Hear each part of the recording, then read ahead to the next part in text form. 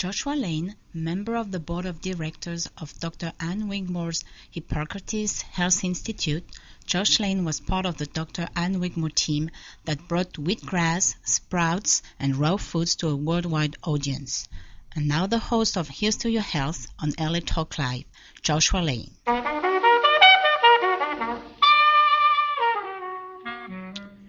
We're back. Thank you for tuning in to this edition of Here's to Your Health on the LA Talk Live Transmedia Network. I'm your host, Joshua Lane. My guest is Jeraldine Saunders. Jeraldine Saunders is one of the few people who's been very successful in many different fields. Most widely known probably for writing the book The Love Boats, which gave rise to the TV series The Love Boat, which ran for 11 seasons, which was one of America's most popular shows.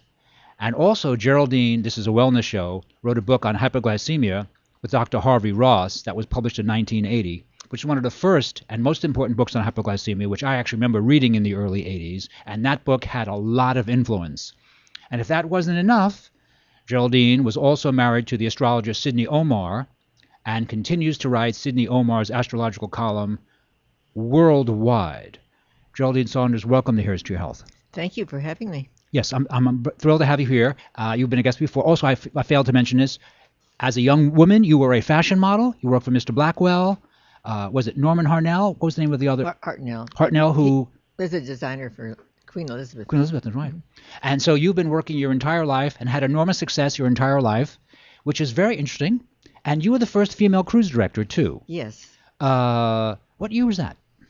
I started in the 60s and ended when I created the TV series in 72. And first I went on board as a hostess for 2 years, then I became the world's only female cruise director, and that was fun. And I used to lecture on, I had to entertain the passengers, so I lectured on astrology, graphology, but my favorite subject, of course, was nutrition, and I would call it Vim and Vigor. And sometimes people would get on board and they would not feel well, and I would give my health lecture towards the first of the cruise, and I would tell them to stay away from sugar and caffeine, and some of them listened to me, and at the end of the cruise they said, Jeraldine, I've been sick for so many years and you've cured me. Right. And that was a long time ago. A lot of people now who hear us on the air, they'd say, well, not eating sugar and caffeine, well, of course everybody knows that, although actually everybody does not know it. But in the 60s, to say that was surprisingly radical. Oh, yes. It was, people thought, really, what are you talking about? And then I have an updated book called Hypoglycemia, the Complete Healthcare Handbook. And I explain to people that the cholesterol myth, it's fine to eat lots of eggs, right, and forget about the fats. Concentrate on getting rid of the sugars. Right. Well, I'm also, if I can mention this, today is your 90th birthday. Is that not correct? Yes, I'm 90 years old today, September 3rd. Yeah, 90. That's fantastic. And I'm very thrilled to have you on because you represent wellness. You represent the idea of wellness, and by eating carefully, supplementation, exercise, you are very fit at 90, and that's doable if you do the work. Yes, I dance and I do my housework and I garden and I'm very active in a lot of charity affairs, and I just enjoy life, and I'm so lucky that I'm so well. I don't have any false parts in me yet. Right. And would you say, now let me just talk about your book on hypoglycemia, which was published in 1980. Is it true that book has sold 1 million copies? The first book was called Hypoglycemia, the Disease Your Doctor Won't Treat, and the second one is Hypoglycemia, the Classic Healthcare Handbook. And together they've sold 2 million copies. Now that's really quite an achievement, because I know people in publishing, and they tell me, no, if you sell 10,000 copies of a book, that's a successful book. You did very good with that book. 10,000 copies, you did real good. So, and to sell a book on hypoglycemia in the 80s, because I remember when hypoglycemia was seen by the mainstream as just having no merit whatsoever. They called it a fad. Yeah, just a fad, no merit. And now, I guess, we've lived long enough to see that hypoglycemia is just, and the discussion of how sugar spikes insulin levels is mainstream. I actually saw an excellent 20-minute piece on 60 Minutes less than a year ago, and they were saying the same thing that you were saying in the 1960s, and it was on 60 Minutes, and I thought, I've lived long enough to see everything I believe to be accurate presented not as a joke, Mm-hmm. but as good information on 60 Minutes, and you don't get much more mainstream than that. That's not a put down. That's just an observation. I saw that program, and I was really felt so great. Finally, they've come around to realizing. You see, the sugar industry is very powerful, and Yes. so they talk about fats and things, but they're afraid to put down sugar. Right. And nobody's made a film about hypoglycemia because you just can't fight. It's like fighting the mafia. You can't fight sugar industry. Actually, I agree with you. I agree with you. But I will say that more and more people recognize how bad soda and diet soda is. Not everyone, for sure, but a bigger chunk of us. So I don't want to ever sound like a Pollyanna because that's not how I see myself. But I think people are much more alert and much more aware to wellness than they were 10 years ago, 20 years ago, certainly 30 years ago. I think things have tremendously improved for the better. They really have. You see people taking their bottled water with them Right. instead of having soft drinks. We're on the road to recovery, I hope. So many children have all these new diseases like attention deficit disorder and it's from what they're eating, and they try to they get around it in any other way except that what they're feeding the children. Someone said I adopted the second child, and they both have attention deficit disorder. It's because they're feeding the same diet to them. Right. Do you have clout with, say, other friends and colleagues of yours in Hollywood? Do they listen to you about wellness? Do people ask your opinion on it? Well, I usually force it on them. That's all, if that works. I do that myself. The little loving nagging. Yes. I'm in favor of that myself. Yes. Because especially if you see someone that's a little overweight, and it's so easy to keep your weight down if you just stay away from sugar. You can have all the meat and potatoes you want, just stay away from the sugar. Right. You know, I hate to say this, I completely agree, and yet when I chat with people about how bad sugar is, some people say, "Oh no, I have a brother-in-law who he's a great athlete and he's a very well-educated fellow, and recently there was a discussion about how bad soda was, and he just would not agree at all. He was really kind of annoyed when this discussion came up, and I was a little surprised that he would feel that way, but obviously there's a lot of opposition still to the idea of not drinking soda. It's so terrible because not only does it have sugar, but it's cold and it has caffeine in it. So when caffeine is cold, it's worse for you. And so you have the caffeine, the sugar, and the coldness. It's just probably the worst thing you can eat or drink. Who was it, and when was it, that you suddenly realized, oh, food as a healing tool? This is interesting. Who was it? Gaylord Hauser, Lee Lord Cordell, Paul Bragg. Who was it that you listened to and thought, oh, this is great? Today I'm 90, and I can't believe I swim, dance, and I have no rheumatism or arthritis. And when I was in my 20s, I thought I wouldn't live long, and I was hoping I would live long enough to take care of my daughter. But I stumbled upon a book called Body, Mind, and Sugar, and it said that there are any cases of ulcers or unexplained tiredness, it's all up to the sugar. And I read that book, and it put me on the road to recovery. I've been well ever since and working hard. What year was that?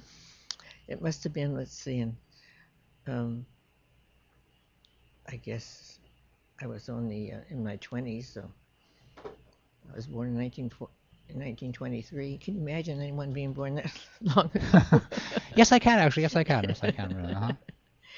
So I was watching a video the other day of some fellow in Britain running a marathon. Now, he didn't actually run the marathon. He actually walked the marathon with his family, his sons, and he was 101. So he walked a marathon. He was 101. I thought to myself, now that's an accomplishment. He walked the marathon. I thought, okay, I would like to be able to do that. That's really good. So a lot of us are living to be much older and will live to be much older because we do the diet, exercise, hopefully cleaner environment thing, none of which seems like that much work. And sometimes people that have something wrong with them, like diabetes or something, they're more aware of what they're eating, and they live longer than people that are just eating anything. I have my own nutrition here. It's called Jeraldine Saunders Elixir, and if you have Yes, is this a new item? well, it's what I've been using always, but finally got it in a bottle. Oh, good. Oh, very good. And if you have a pincher and paper handy, I'll give you the number where you can get it. Sure thing. Go ahead. It's 626 624 627 1927. Let's have that once again. Yeah, 626 627 1927. And this is a formulation that you've put together that you're happy with. Yes, it's just food, and there aren't any stimulants in it or anything. It's just good, healthful food that'll keep you from getting rheumatism, arthritis, keep you sharp. And so, for example, today, can I ask what you had for breakfast? I had mince bread. I get at Whole Foods because it doesn't have a yeast or sugar in it. And then I put peanut butter that I get at the market in Hollywood, the farmer's market. Get that freshly ground peanut butter. Okay, that's because good. we were in a hurry, I had to drive all the way from Right. Glendale. I know you did. I know you did. And then I drank some raw milk with it. Okay. I only drink raw milk, and I take raw butter. And So you had protein with a little complex carbohydrate. Mm-hmm. So do you advocate eating protein with every meal? well, if you have a tendency to have low blood sugar, you should have frequent small feedings. And so I keep cashew nuts or macadamia nuts in my purse, and I nibble in between meals. And so do you do 3 meals a day, say breakfast, lunch, and dinner, and then snacks? That's your approach? A snack, yes. I always eat before I go to sleep. Besides that book, what was the name of that book on sugar that you read? Because I don't know the title of that one. It was called Body, Mind, and Sugar. Okay. And I think that this was many years ago that I read it. I think it was Pizet. I'm not sure how to spell it, was the author. Because I remember in 1975, Gloria Swanson William Duffy wrote Yes. Sugar Blues, God bless her. which was a very important book. And now celebrities write books on nutrition now, and that's very nice. But when Gloria Swanson and Billy Duffy did it, she got a lot of flack for that. She had been a terribly important star at one time, and she was well known, and she got a lot of flack for that book. And I remember reading that book as a young man, and that was a very good book, and that book was widely read as well. One of the reasons it was widely read is I helped, every time I go in a bookstore, I would take it from the bottom shelf and put it eye level. Oh, really? That's good. Did you ever run across her at any of your travels? Yes, she's quite a character. She's a very strong person. I know several people that have been her boyfriends. Oh, I see. That's nice. Sidney Omar was at one time. Oh, really? Oh, I see. And you were married to Sidney in the 70s? 60s. In the 60s. And then he passed away. Yes. Mm-hmm. And by the way, I understand you continue to write his astrological column? Yes, I write it 365 days a year. Excuse me. And it goes all over the world. In fact, it's even in Dubai. It's an astrological forecast. Now, so some of the things, would you like a little water? Oh, yeah. Now, the astrology is somewhat controversial, is it not? I mean, so you've seem to be involved with a lot of things that are considered by some people to be terribly controversial. Yes, because, you see, as above, so below. And if you don't know about astrology, you put it down. You always put things down that you don't know about. Once you've studied it, you accept it. It's not a matter of belief. It's a matter of accepting it. And someone said, do millionaires use astrology? And I said, no, but billionaires do. All righty. When you wrote the book, The Love Boats, because you've been on my show before, and you mentioned you were writing letters home to your mom, and your mom decided to save those and told you could make a book out of this. Was that the genesis of this? She sent my letters to an agent, and the agent sent them back to New York to Pinnacle Books, and they said they wrote me on the ship to write a couple of sample chapters. Well, I had no idea how to write, but I just, in my long hand, I didn't know how to type, and my spelling is unbelievable. But I just wrote a couple of chapters of what was going on the ship, and they sent me it in advance. So I got off the ship and finished the book real quick, and made a treatment and registered with the Writers Guild. And before I knew it, it was Jerry Hulse talked about it in his travel column in the Times, and so here these producers were fighting over who were going to get it, and it was made into a TV series, and it lasted almost 10 years. which is that's a long time. I mean, that's really obviously it's an American series that everyone really knows. It's like Gunsmoke or Bonanza. I mean, like it was a monster hit. Yes, It was a monster hit. And so, what was that like? Were you invited to be on the set on a regular basis? Did you meet everybody? yes. The cast is really great. They're still my dear friends. Excuse me. We're going to have some good news, maybe actually starting today. CBS and some producers are going to do Love Boat, the musical in Las Vegas. It's a stage play. Won't that be fun? That would be fun. That would be fun. Yeah. Oh my goodness. Who's going to be behind that? Can I ask? Their name is Jacobson, and they're from Australia. And they have Dirty Dancing in London right now. It's around 7 years already, and they're quite knowledgeable in what they're doing. Wow. Yeah. And so, of course, from reading your book, you mentioned that Charo, who everyone liked to, I remember as a young man, she kind of played the dumb blonde, wasn't that? She pretended on stage she was kind of the foil there, and she was on your show more than anyone else. Is that right? Yes, and you know that she's a very talented guitar player. I did not know, actually. I believe you mentioned that to me once, and so I thought, okay, because I didn't really know, because I also, I mean, I know actors, they have a role that hits, and they kind of play with that role. And the dumb blonde thing is like, I guess men like that, and so, it's always, I guess it's a staple. A coochie girl, they call her. And she's a sweet, dear person, and she looks great. She really looks great. I went to a party at her house the other night. Oh. And she's such fun. So you're making the scene still, is that it? That's very good? Oh, yeah, in fact, I've been to so many parties this week. Excuse me. Because my birthday, we started, and I'm going to 2 parties tonight. Good for you. No, it is nice to go out, because I think one of the things about longevity is to keep socially active, because I think if you isolate yourself, that's bad, isn't it? Yes. It's bad. Yes. And I like to read. When I get in bed at night, my hobby is studying. So I like to learn about what's going on. I also like I like politics, and I follow that very closely.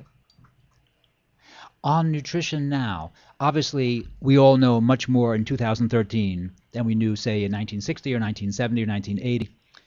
Is there anything that you've recently read in the past couple of years that you think, oh my goodness, this has really helped you? Is there any new formulation in your product, that things you weren't using years ago, like for example acidophilus, any probiotics? Oh, that's so important. I'm glad you mentioned that, because I take it for granted that everybody does it, but not everybody knows yet that everybody should take a probiotic every day of their life. Yeah. And they can change around get different kinds. Different one bacteria. kind for a while, and then for the next month taking a different kind. But it's very important, because it keeps the healthy flora in your system, Right. and it keeps your intestines healthful. And if you don't take it, and you've ever had an antibiotic, the antibiotic kills all the good flora, and Right. then you get you can get all sorts of diseases from not having good flora in your system. Right. And I know that I've chatted with a number of people, people in Hollywood, who say that among other things that they use the acidophilus for is, of course, it's great for digestion, and you have better bowel movements, you have more energy, less problems with gas. Most people recognize that.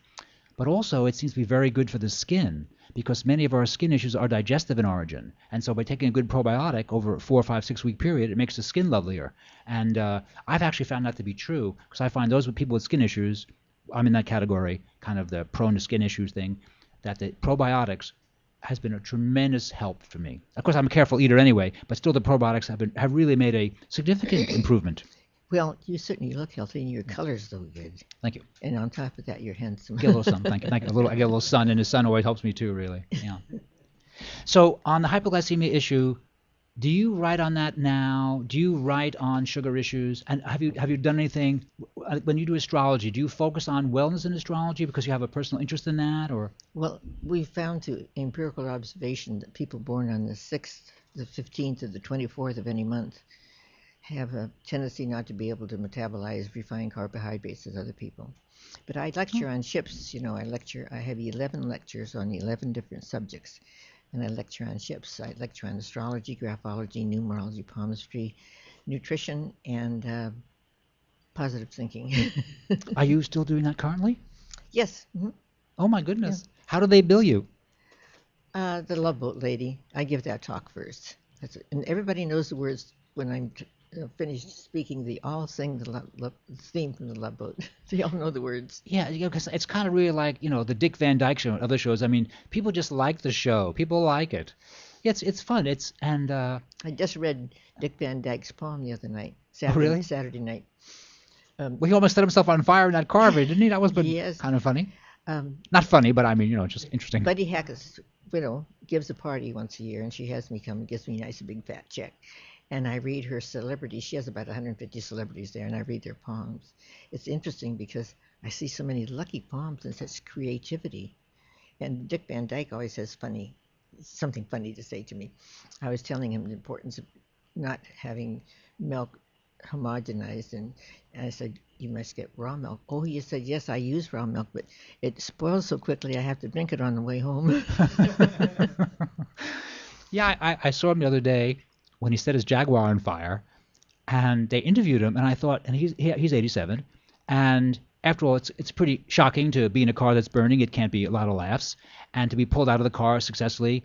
But he had great presence of mind. They stuck a camera right near the passenger side of the Jaguar, or the other car he was driving, and they interviewed him, and he was like very composed. And I thought, well, good for him, because he didn't seem shook up at all. He had a couple of snappy lines for the camera, and I thought, God bless you, you're great. He's very witty, and he's 89, Yeah. You Oh, know, 89. Okay, I thought he was 87. But well, okay. maybe it's 87, but he looks great. He does look great. Yeah, but he does he's look so great. witty. So really, I noticed in your book there was a picture, this was taken a while ago, you and Tom Selleck and Tom Selleck's mom. Yes, she's a very good friend of mine. As a matter of fact, I belong to the Mothers. We help the Motion Picture Fund out in the Valley, and she's our president. Oh. And I sit with her once a month, and she's the sweetest person, and her whole family are just lovely people. They're just. She has other children, and Tom's great. At one time I wanted him to be the captain on the Love Boat. Oh, really? Well, that would have been good. Yeah, maybe we'll get him in the stage play. Oh, that would have been very good. So everyone you know here, why aren't you governor of California? How come Schwarzenegger got it and you didn't? I'm on the board. I was on the board in Glendale, but I have a tendency not to behave. Oh, I see. I like to say things That you believe. And you can't do that, Actually, no, you do have to be careful. And really, if I can review the things you've accomplished, you have been outspoken. I mean, the hypoglycemia thing was terribly outspoken. I thought they would probably shoot me. Because I mentioned names like Ritalin for children, how bad that is. I mentioned the names and I thought surely they're going to shoot me. But instead, I have a chapter called The Magnificent Minority, and those are the few doctors who studied nutrition after they've gotten out of medical school. And so they want to be one of the magnificent minority, so they recommend my book to their patients. Well, and of course, as the years have passed, you have been proven to be correct. Your Yes. information was not faddish, it was correct, and now largely everyone agrees with you. No one would oppose the information. Whereas in 1980, people were very much opposed. They gave Robert Mendelsohn a hard time. They gave everyone a hard time, all the MDs. Atkins. Yeah. They did give Atkins a very hard time, and Yeah. his material I thought was always very good. I kind of a big Robert Atkins fan myself. Myself, too. Yeah, he was very good. Well, the book keeps selling and selling. It's amazing. The book just keeps selling and selling. So I can get the books on hypoglycemia. They're still available on Amazon. Is that it? Yes. Mm-hmm. And what about now? We haven't discussed the. My Love Boat book. Is this still in print? Are people still looking? Yes, you can get it on Amazon. Mm-hmm. And most to my surprise, a book just came out last month, and it's called The Love Boat Lady.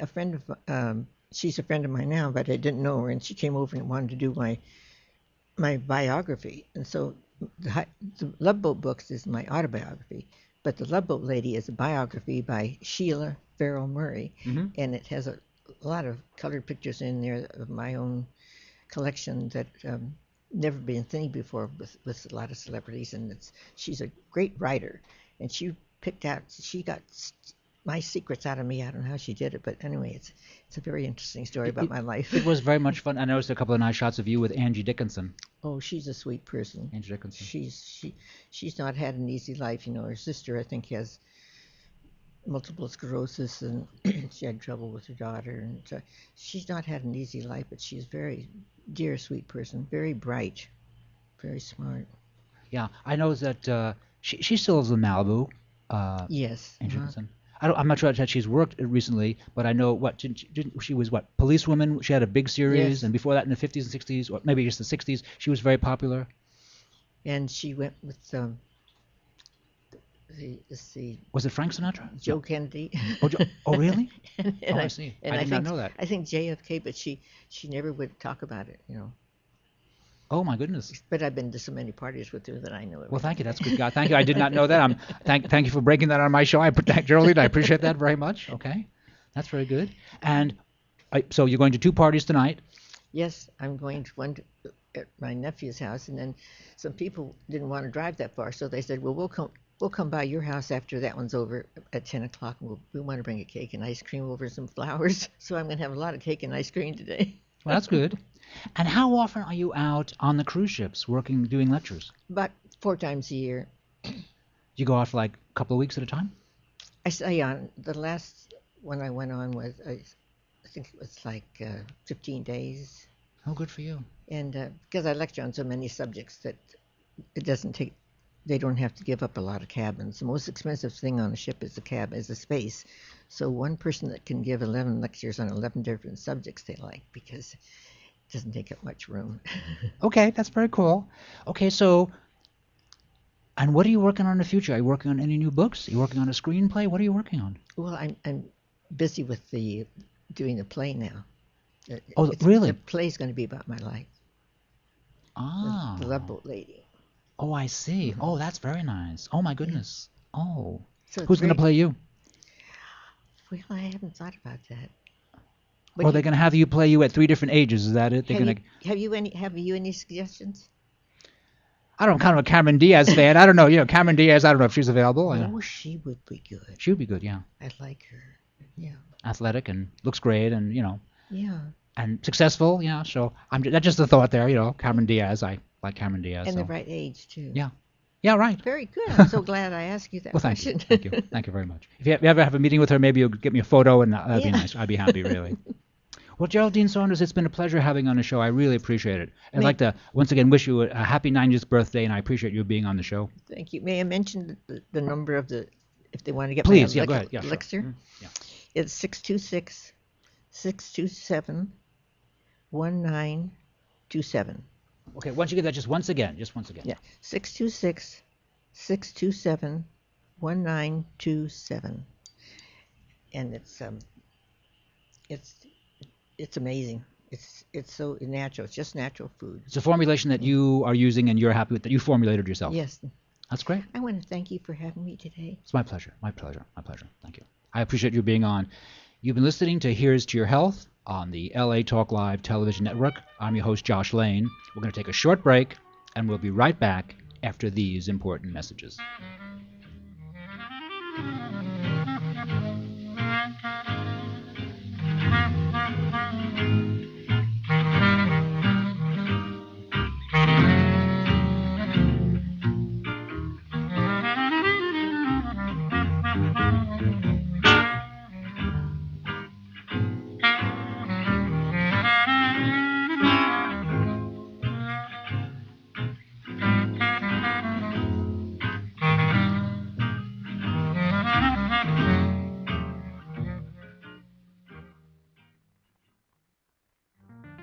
Hey everyone, this is Richard Carr, Business Relations Manager for LA Talk Live. Did you know social media produces almost double the marketing leads of trade shows, telemarketing, direct mail, or even pay-per-click ads? And that about 46% of all online users count on social media when making that ever-important purchase decision. Hey, if you feel lost when it comes to social media, Top Tier Media can help you. Top Tier Media specializes in social media management and blogger outreach for beauty, fashion, health, and lifestyle brands. To learn more, go to www.toptiermedia.com. That's www.toptiermedia.com. Top Tier Media, the official social media marketing company of LA Talk Live and the Talk Live Broadcast Network. Hi, this is Starlet Quarles, and I'm inviting you to join us every Wednesday from 5 to 6 p.m. for a new show right here on LA Talk Live, The Dialogue, Real Talk, Real People. Join us as we discuss the topics that are relevant to today's generational leaders. So don't forget to tune in to The Dialogue, Real Talk, Real People, every Wednesday from 5 to 6 p.m. right here on LaTalkLive.com. You can also catch us on iTunes Radio R&B, Live 365, Radio Flag, and now Stitcher Radio. Or watch and listen directly at LaTalkLive.com. Reality radio handcrafted for your listening pleasure. This is LA Talk Live, and we are more than just talk. Hi, this is Barbara Perkins, inviting you to join us every Sunday afternoon at 2:40 for Sisters at the Well Radio, a conversation with women about women. Join us as we share stories about current events, jazz events, business opportunities, health and wellness, entertainment, and so much more. So don't forget to tune in Sundays at 2:40, exclusively on LaTalkLive.com. You can also catch us on iTunes Radio R&B, Live 365, Radio Flag, or watch and listen directly at LaTalkLive.com. Reality radio handcrafted for your listening pleasure. This is LA Talk Live, and we are more than just talk.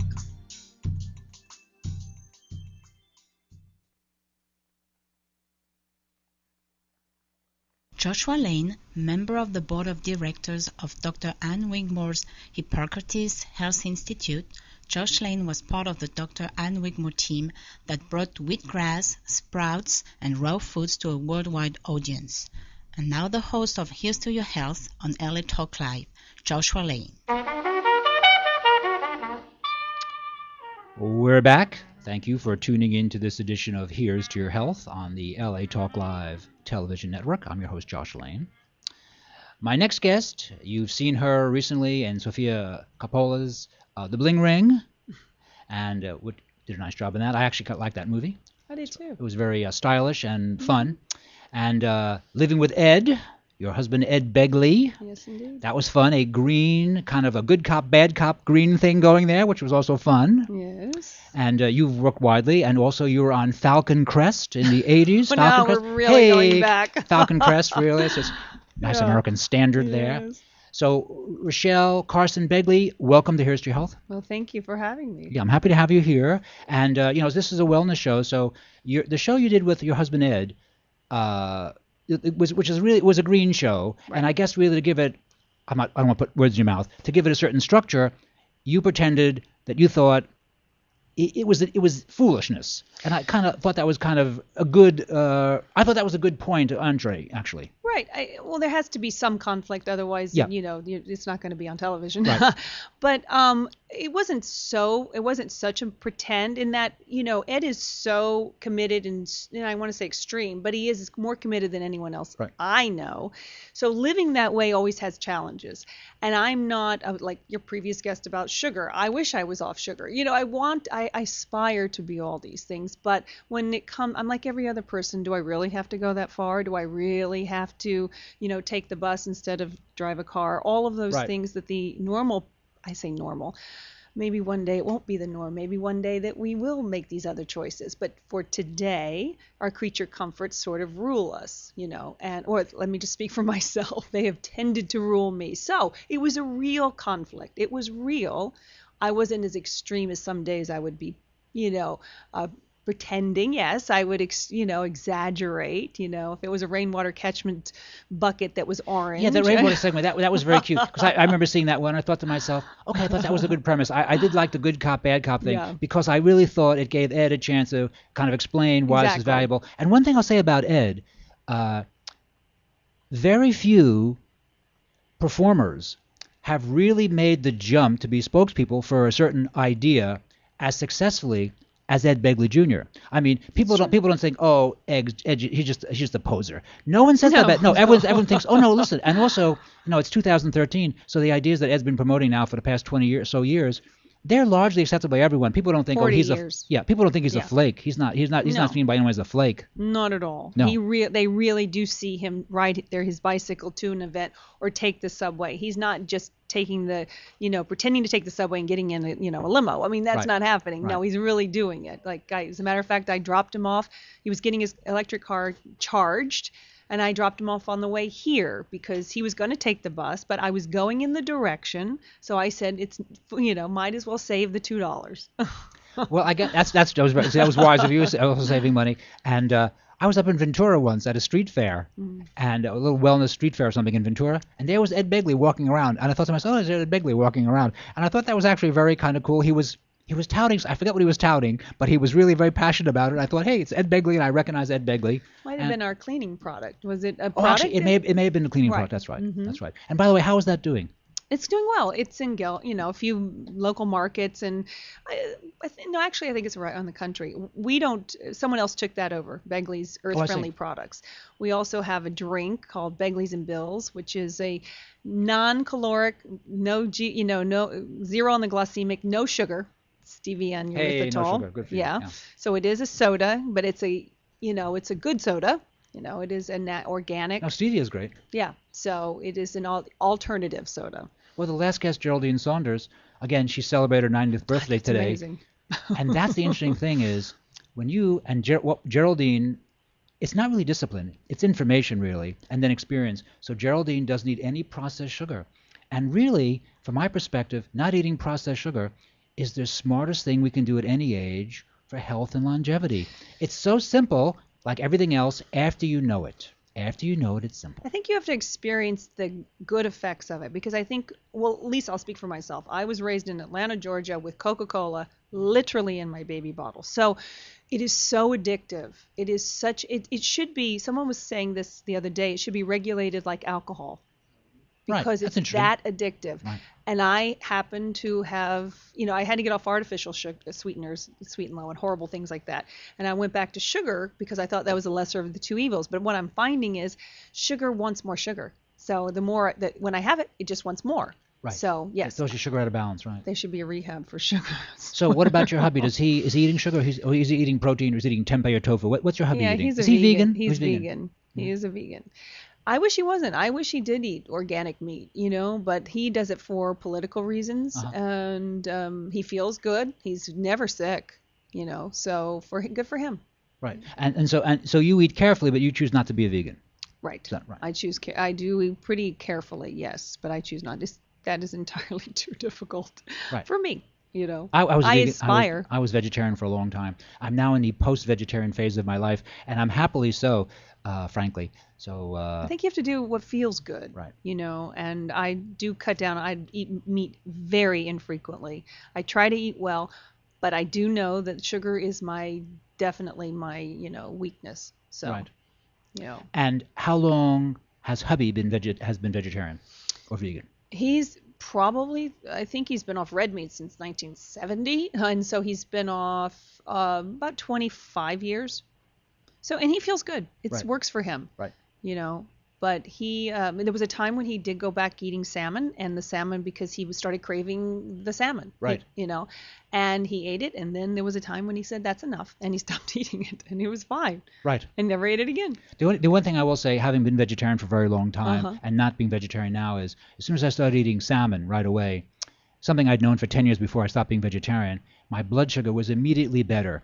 And I personally found that tofu and tempeh and lentils and all of which I like, but did not sustain my blood sugar the way eating a piece of salmon did. And then I started eating chicken and turkey in very small quantities, and I found those were great too in very small quantities. Right. Because for me, it just stabilized my blood sugar, and that was an issue for me. And also as I got older, I remember, 'cause I'm roughly the same age as your hubby, and I remember a lot of things that we did in the 60s and 70s as far as nutrition, the whole vegetarian thing, that also encompassed not spraying pesticides, not eating processed sugar, not drinking alcohol, and I agree with all the rest of the stuff. But on the not being vegetarian, I just decided I didn't feel that any longer. I just dropped it. And also one thing, this is a kind of a criticism of the vegetarian movement. It is probably lacking in B12. Oh, yeah, which is for an sure. issue. And Yeah. it could be lacking in carnitine, and it might be lacking in choline. So I say that as a long-term vegetarian and who's not a vegetarian now. So I don't want to be seen as a traitor or anything. No, but, I think you it's know, great that you admit to it and that you did it, and you may life's long. Hopefully you may go back, or you may. Life is long. It could be long. Yeah. You know what? It's free will. You have choice. You have That's the choice. beauty, and it's your body, and you're going based on how you feel. Right. He feels better that way. Right. I felt insane that way. I tried it. I was like, I wanted more meat. It was just Right. So it just didn't work for me. So what do you do for physical fitness? You do Pilates and you also do yoga? I do, yes, and I'm getting more and more into yoga. I do a lot of Pilates. I've been doing Pilates for 33 years. So Did you study in New York at the New York school? Yes. Well, there wasn't a school. Right. There was just disciples of Pilates. Right. And I started studying in 1980, because I Well, had that was a a very knee long time injury. ago. Oh yeah, knee injury.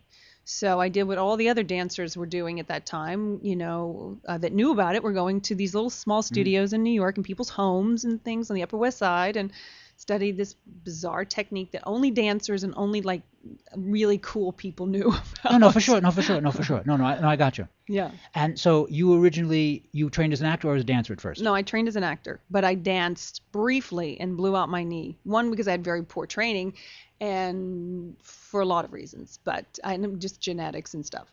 And had my knee reconstructed in New York, and that's what they didn't send me to physical therapy back then. They didn't even talk about it. They said just go, and I was just like, wait a minute, I don't think I couldn't. It was impossible. So thank God, I found Pilates, and that's where it got popular, because Pilates had been around a long time prior to that, but it got popular in the 40s when like Jerome Robbins and Martha Graham and some of the esteemed choreographers at the time would send their injured dancers, because it's very controlled, methodical movement. Right. Right. So it kept my interest. And it's fun. And I remember the machinery from the 40s and 50s, how lovely the wooden machinery was, Right. how beautifully designed it was. It seemed just really very. The new stuff that I see doesn't seem quite as appealing to me. I mean, it works, but No. the old stuff looks so fantastic. Yeah. And what type of yoga are you doing now? I like all kinds. I really do. I do a little flow. I love Iyengar. Iyengar's very much Iyengar's akin to Pilates. Very, Precise. very precise. Very form is everything. Form is everything. It should be, in yoga. Form Right. is, that's where you're going to get the work. Is a good teacher teaches, your technique. And would you say, without giving away too many secrets, do you exercise 4 or 5 times a week? Oh, I wish. What do you do? I'd strive, but I get about 2 to 3. Well, And 2 to 3 is great. but I'm always moving. So I'm going to walk the dog. If I'm not doing if it's not Pilates or yoga, it's going to be I'm walking, I'm doing something. I try every day, but I don't get an hour workout every day. Let's say 3 times a week, you get an hour and a half? Hour, yeah. And may I ask, do you do yoga? Do you go to the Iyengar Center? Where are they, in Culver City? Is that what you go to their center? No, I just do it. There's a lovely studio called In Yoga in Studio City, or it's actually North Hollywood. Beautiful space, and I like to bounce around. I like to see what people are doing. There's a lot of Pilates and yoga out there right now. There is, and there certainly is in Southern California and in Santa Monica, etc. It's kind of fun. There's a place almost on every corner. They make a joke about it, and I think that's a good thing. I think it's a very good thing, because I think people are doing yoga because it works for them. Right. If it was just fashionable, it would have faded out a long time Absolutely. ago. No, people like it and they do it, and I'm thrilled to see so much yoga around. Yes, me too. Absolutely. Pilates, there's a lot of so-called Pilates out there, and it's really Right. not. People don't know very much. Right. Really not. Right. They're putting 16 people in a class, and Right. that's not Pilates. Right. No. No, I completely agree with you. Yeah. How did you become an actor? Oh, from the time I was 4. Really? I was in Atlanta, Georgia, and I looked around and went, I don't fit here. I don't know. There was something dramatic about Really? me. Yeah, I was Oh just my like, goodness. I wanted out. When you were that little? Yeah, I knew there was something that I wanted different. I was always very dramatic, so it just fit.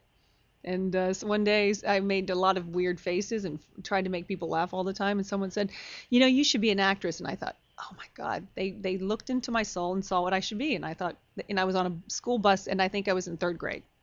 Oh, that's nice. So that's okay. Yeah. So how did you get the Falcon Crest thing in the 80s? I auditioned. It was one of my first things that I did.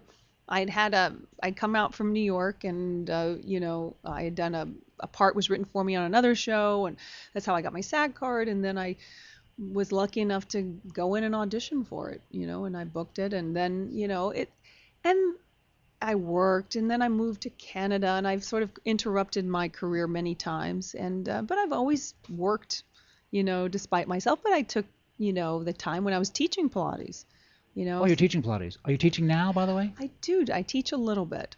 Yeah, I always sort of keep my hand in that. I like having, if I have downtime, I'm busy. I want to do something. So teaching is, and it's a great way to connect to people. I love the work. I'm always learning from my students. So yeah, I do. And the series with Ed, which ran for 2 seasons, that was on Home 3. and Garden? It was 2 on Home and Garden and 1 on Discovery. And now we're doing 2 more series, but one is on Evokes, which is called On Begley Street, and it's about the building of our green home. We're building a sustainably platinum LEED home in our neighborhood. It wasn't my intention to build a home from the ground up, but I was going to just do a remodel. And it turned out that, nope, we had to do the whole thing. So that's what we're doing. We took this other house down, and the first season is just about the recycling. You took it down to studs? No, took it down. Took it, which cleared is hard the land. to do, isn't it? To take it all down? It's not. Normally, it just goes right into a landfill. But what we did, and we made it, and that's why we documented it, we took it and recycled, like 90% of the house has been recycled. So, I see. Or maybe a higher percentage. So that isn't the norm today. The norm is just put it into a landfill. Right. But there's a lot, Habitat for Humanity comes and takes your doors and your windows and all the salvageable things, but all that other dry, the drywall and the things that nobody wants, that just goes right into a landfill. Right.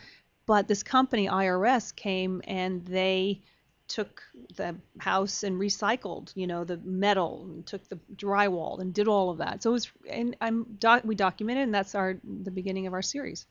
Well, actually, that sounds actually fun and also timely, and seems like a very nice thing to do. I mean, to build a house that is like, what, you're going to be off the grid on that? You're just Totally. You're going to make your own power. So Ed's going to be out there at 4 o'clock in the morning on a bicycle and just making. Well, if we have I think I saw that on one of your shows. I have enough solar, Panasonic solar. We've got those wonderful.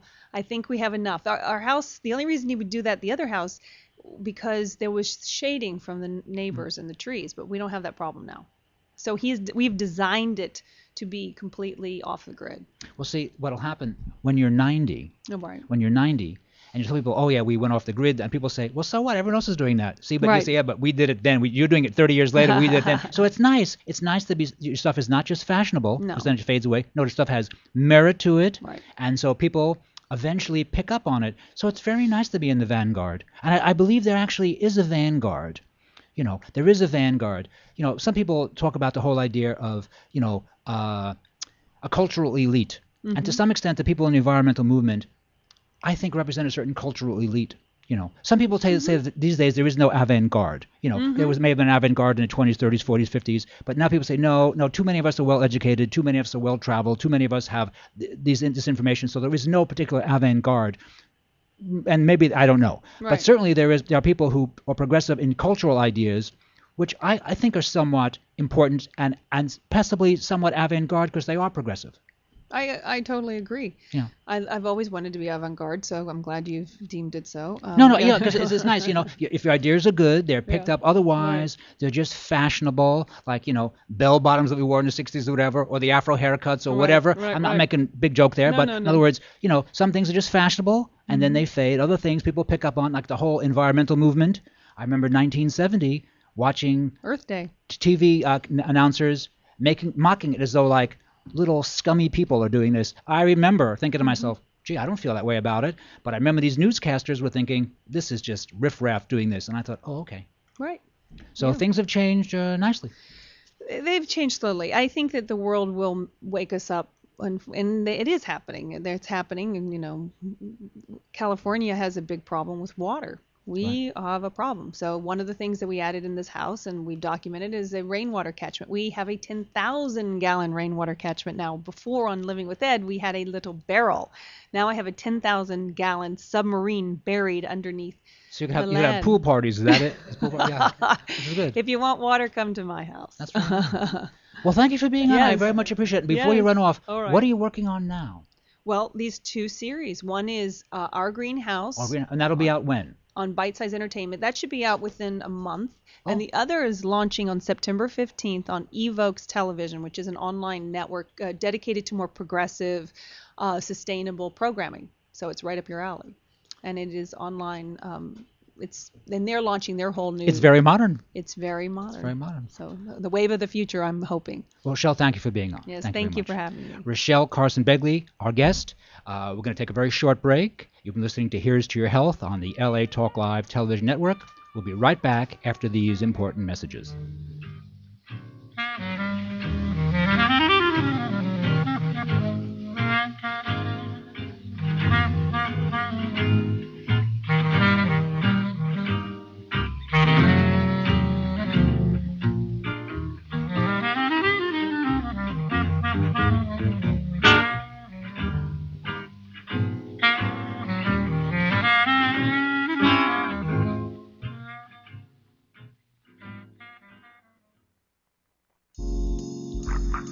Journey Sisters is an organization that embodies and captivates women from all walks of life. Our membership includes 44 women that are constantly growing in the areas of personal development and community involvement. Monthly, we offer free leadership classes at McCade's Restaurant. Journey aims to inform women in the areas of heart disease and HIV and AIDS. Experience the journey now by logging into www.journeymosaicinc.com. Toll free 888-906-5519. Journey with no excuses.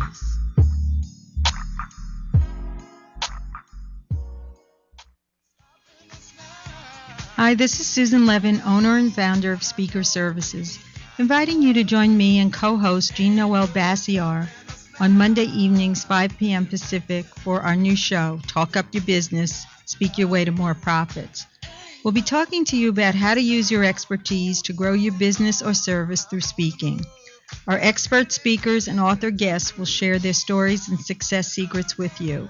Don't forget to tune in to Talk Up Your Business Mondays at 5 p.m. Pacific, exclusively on LaTalkLive.com. You can also catch us on iTunes Radio R&B or watch us on Ustream.tv. Reality radio, handcrafted for your listening pleasure. This is LA Talk Live, and we are more than just talk.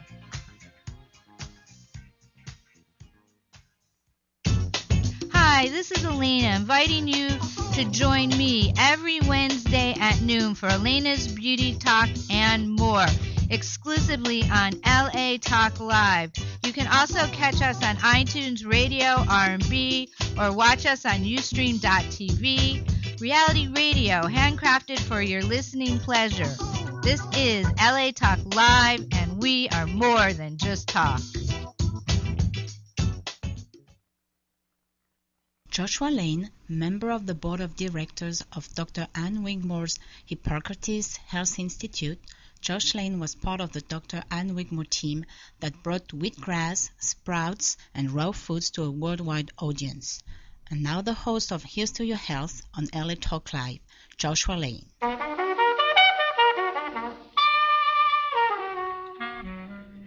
We're back.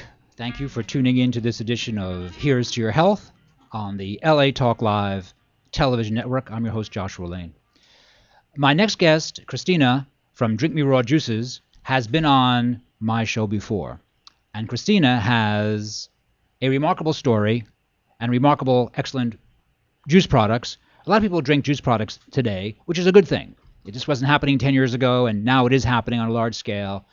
Christina, welcome to Here's to Your Health. Thank you. It's a pleasure having you back. And for the listeners who didn't catch you last time you were on my show, why did you decide to put out a juice company, fresh pressed vegetable juices? And you got to be close to the microphone. I'll go back 10 years. Please, so I made this product for myself primarily. I had both cancer and MS at the same time. 10 years maintaining a healthy lifestyle now.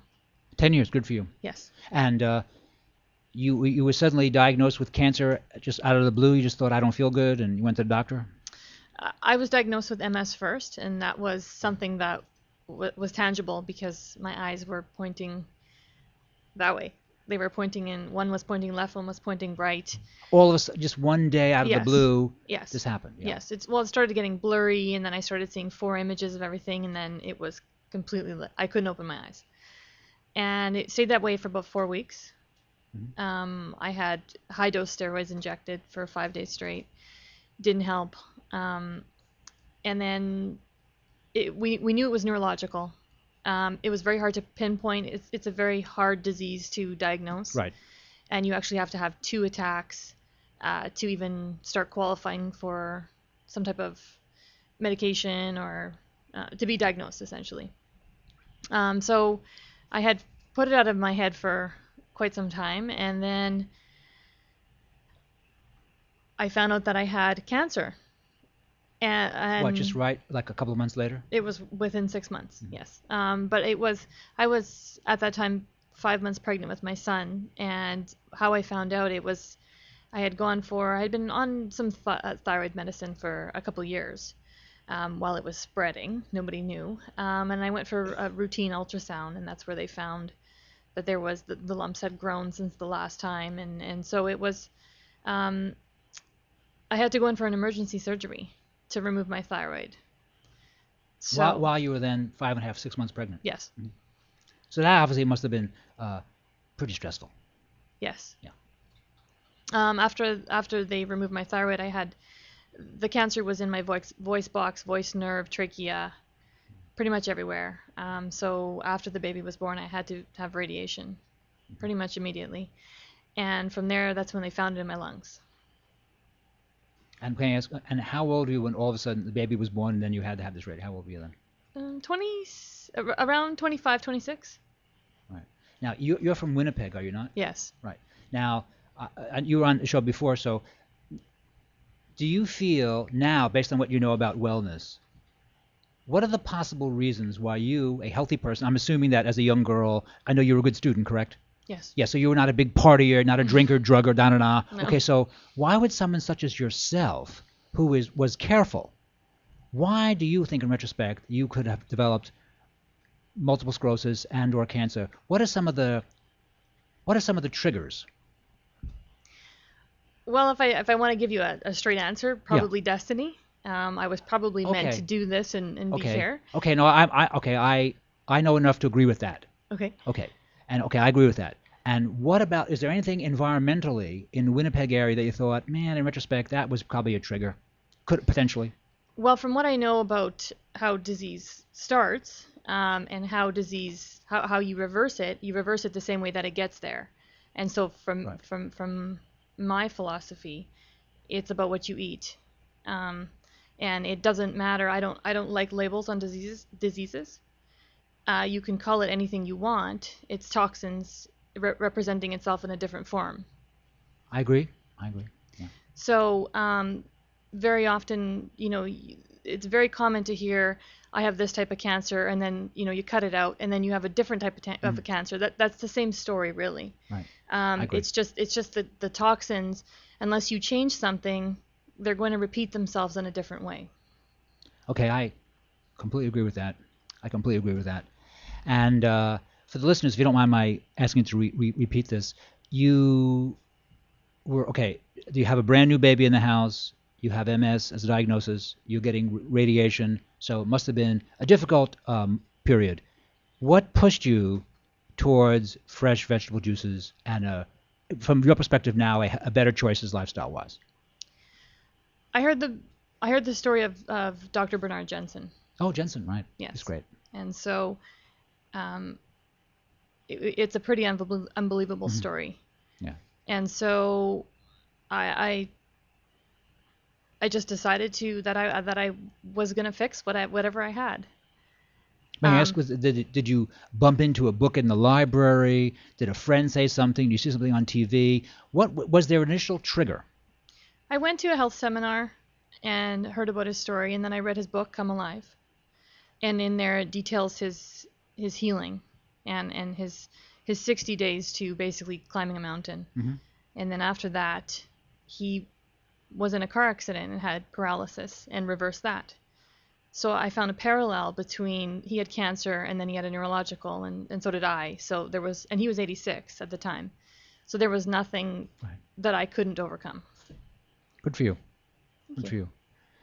Very good, actually. You were on the show last time, and really, it was a fantastic interview. I just after I played it back, I just thought, oh my God, that's just fantastic information. I was thrilled, frankly. From a selfish perspective, I thought, oh my God, people hear that, they'll think, wow, that was interesting. And so what about your Drink Me Raw juices? And what are they, and why would I want to buy these?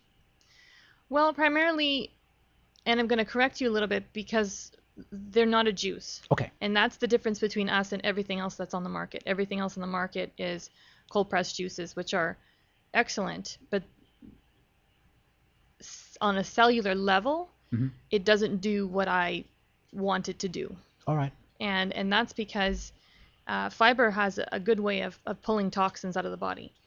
And this actually targets your deep toxins, which actually cause disease. You have surface toxins, which will kind of be in that 1 to 3 or 1 to 5 day juice cleanse range where you're going to eliminate them, flushing your fat cells, your skin cells, your surface toxins. This one actually works on the second healing crisis, which takes place around 3 weeks, which will pull the deep toxins that are in your intestine.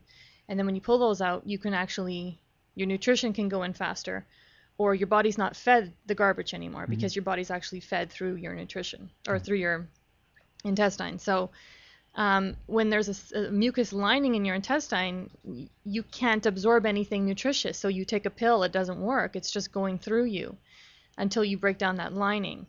And so fiber, and kale especially, that's what these are. They have kale in them. Is phenomenal because it has soluble and insoluble fiber in it as a whole food. So it comes complete.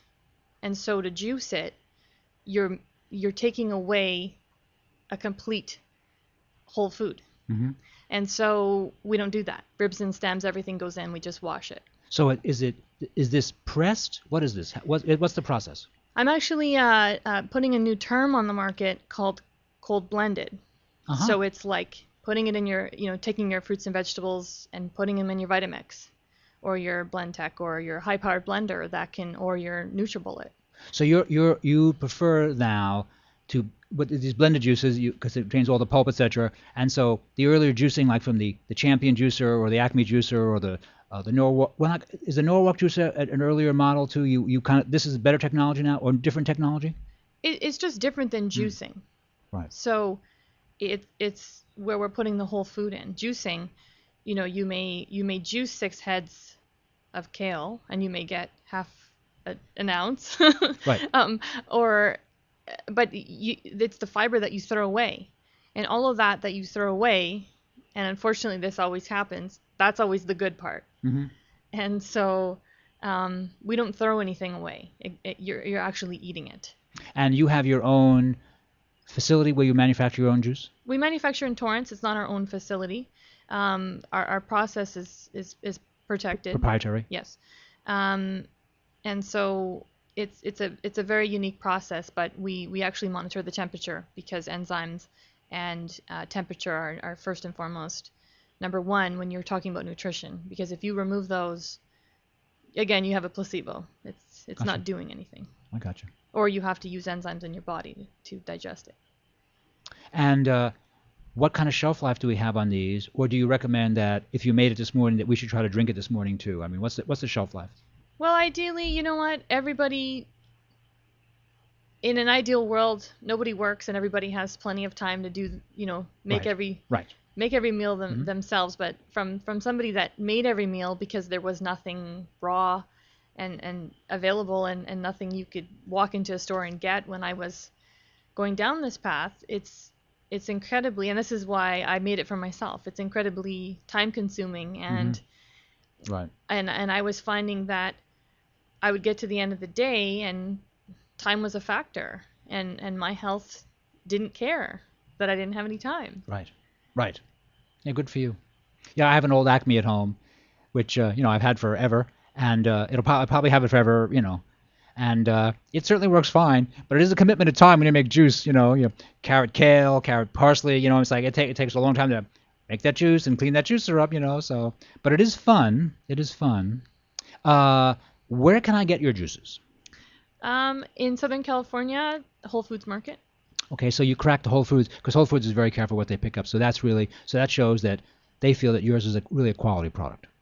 Yes, that's been a relationship we've been working on for quite some time. I actually had to move into the country first, so that was a little bit of an obstacle. Oh, you mean from Canada? Yes. Oh, I see. Mm-hmm. It's so close, but yet it's so inaccessible. So setting up a business here was a little bit of a time-consuming effort. Oh, yes. It's a testament to my product because, I kept pursuing it. And may I ask what do you eat? Can I ask that personal question? Sure. Yeah. I eat these every day. I say these because ideally you want 2. Okay. We want to achieve 2 heads of green leafy vegetables per day. And if we achieve those, and that's from the science of Victoria Botanko, we're not going to be sick. And so that's been my goal. So the ones with the green caps have close to, and sometimes of the year they're smaller plants and sometimes they're bigger. So ideally they have a whole head in them. Oh, really? So, wow. I mean, not a large head because sometimes they just grow and they're really big, but an average size head of kale is in the product. It's 5.5 servings of fruits and vegetables in it. That's a lot of kale, actually. It's One has to be committed to kale. I am a kale fan, but people like to make jokes about kale. But I do find that the organic kale, like organic collard, has a nice sweet taste. But if you ever buy anything that's conventional, the conventional kale or collard, or parsley for that matter, just tastes bitter and awful. I never eat the conventional stuff. I only eat the organic stuff now because I've experimented. I see, oh no, it tastes way better the organic. I know everybody. I've been an organic advocate for years, but when you only eat organic food, you can actually taste the chemicals the plastic. Everything tastes like plastic. Oh yeah. I was at Sport a couple of months ago, and I bought some blueberries that weren't organic, and I managed to scarf down an entire little tray of them. They were just conventional, and the next day I had such a terribly funny taste in my mouth. I thought to myself, man, this is the chemicals. And I thought, I haven't had that taste in a real long time, and I thought, okay, it's the chemicals from that. I scarfed down a whole thing of blueberries, and I thought, okay, I hadn't done that in years before that. I won't do that again for, maybe ever, hope. But it's interesting when you train, when you follow a certain idea, you realize, no, this idea has merit. That's why I'm following it. I'm not following it because it's fashionable or something. Mm-hmm. It's not like how I'm wearing my hair this year. That changes all the time. I fall right in line with that. I don't care. But I mean, on the wellness thing, these ideas make sense. These fruits and vegetables make sense. Yes, they do. And certainly for you, a student of Bernard Jensen, who really wasn't just a student of Bernard Jensen. I mean, you saved yourself from death. Yes. I mean, it's not a joke. It's not a joke, really. Now, last time you were on, I did ask you the question about the support around you, and are things changed now? Do more people in your life see it this way? I think so. Yes. There's a lot of need to see to believe people out there. Okay, I guess that's fair. Yes. Really. So they see it and they think, okay, she looks good. Is that so? She's very healthy. And you work all the time? I do. Yeah. Yes. And how old's your baby now? Oh, I have 2, 7 and 9. Oh. Are you putting in the work yet, or are they too little? You know what? They used to pick up the orange peels and put them in the garbage when they were 2 and 3 and 4 years old. Okay. So they've always worked. That's good. That's very good.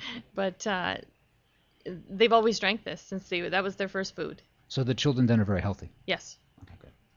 And once again, give me the contact information in case we want to go to your website or want to contact you. How do we contact you? It's drinkmeraw.com is the website. Drinkmeraw.com, right. Yes. And you're right here in the LA territory. Yes. Right. Yes. You can order the product online as well. Right. We have a challenge, and as I was explaining, the challenge is 3 weeks, and so I don't call this so much a cleanse because when we say juice cleanse, we're more so thinking about between 3 and maybe 5 or 6 days, and I really want people to understand what it's meant to do and what it can do, and it's not just about the short cleanse, the quick fix. Right. It's about the lifestyle change. And if you do it for 3 weeks and you pull those toxins out, you will 9 times out of 10, you're either going to learn how to make it yourself or, be a long-term customer. We've had people that have drank this every single day since I've had it on the market, and get very angry if I'm out of stock. Right. Well, it's nice to help people. It's nice to help people. It's very nice. So I appreciate you being on the show. You did a great job again today. I appreciate it. Once again, give me your contact information. The website is drinkmeraw.com. You can go on there. You can order product on there. You can contact me. You can also go to Facebook, or you can call our 1-800 number. Okay. It's on the bottle. Okay. I don't even know it. All right. Here it is. On the bottle? Okay. 1-877-797-9003. Okay. Well, your vision's good now. We've been speaking with Christina from Drink Me Raw Juices. I'm your host, Josh Lane. You're listening to us today on the LA Talk Live television network. We'll be right back after these important messages.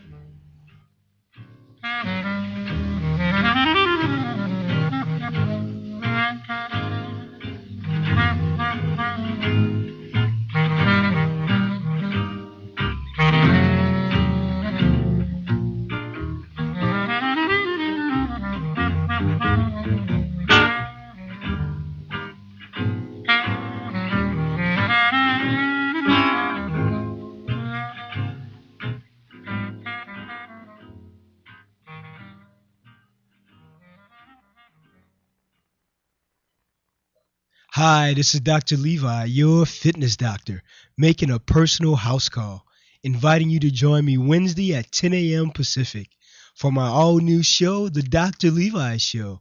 Join us as we discuss fitness, health, and well-being, including emotional and spiritual health. So don't forget to tune in to The Dr. Levi Show every Wednesday at 10 a.m. Pacific, exclusively on LaTalkLive.com and the Talk Live Broadcast Network.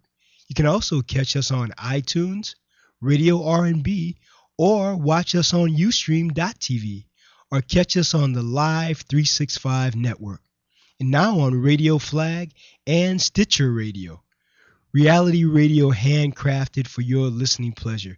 This is LA Talk Live, and we are more than just talk.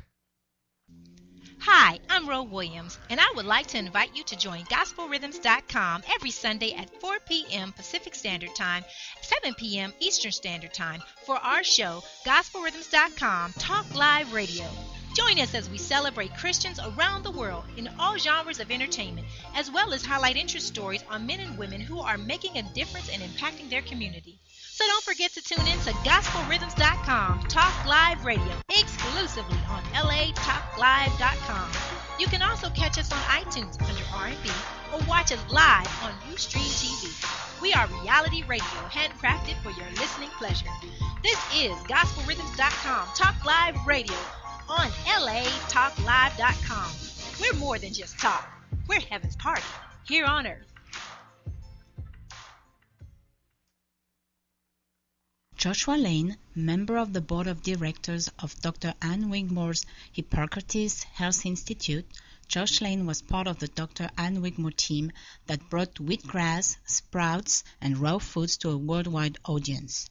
And now the host of Here's to Your Health on LA Talk Live, Joshua Lane. We're back. Thank you for tuning in to this edition of Here's to Your Health on the LA Talk Live television network. I'm your host, Josh Lane. My next guest is the author Achim Nowak, who's been on my show before. Called it in from Florida, where he has his practice. And Achim works with business people and others to teach them the verbal skills and the verbal cues they should look for to present themselves in a more effective manner. I'm paraphrasing. He has a lot of material in the book. Achim, welcome to Here's to Your Health. It's great to be here in L.A. Yes, it is. L.A. is fun.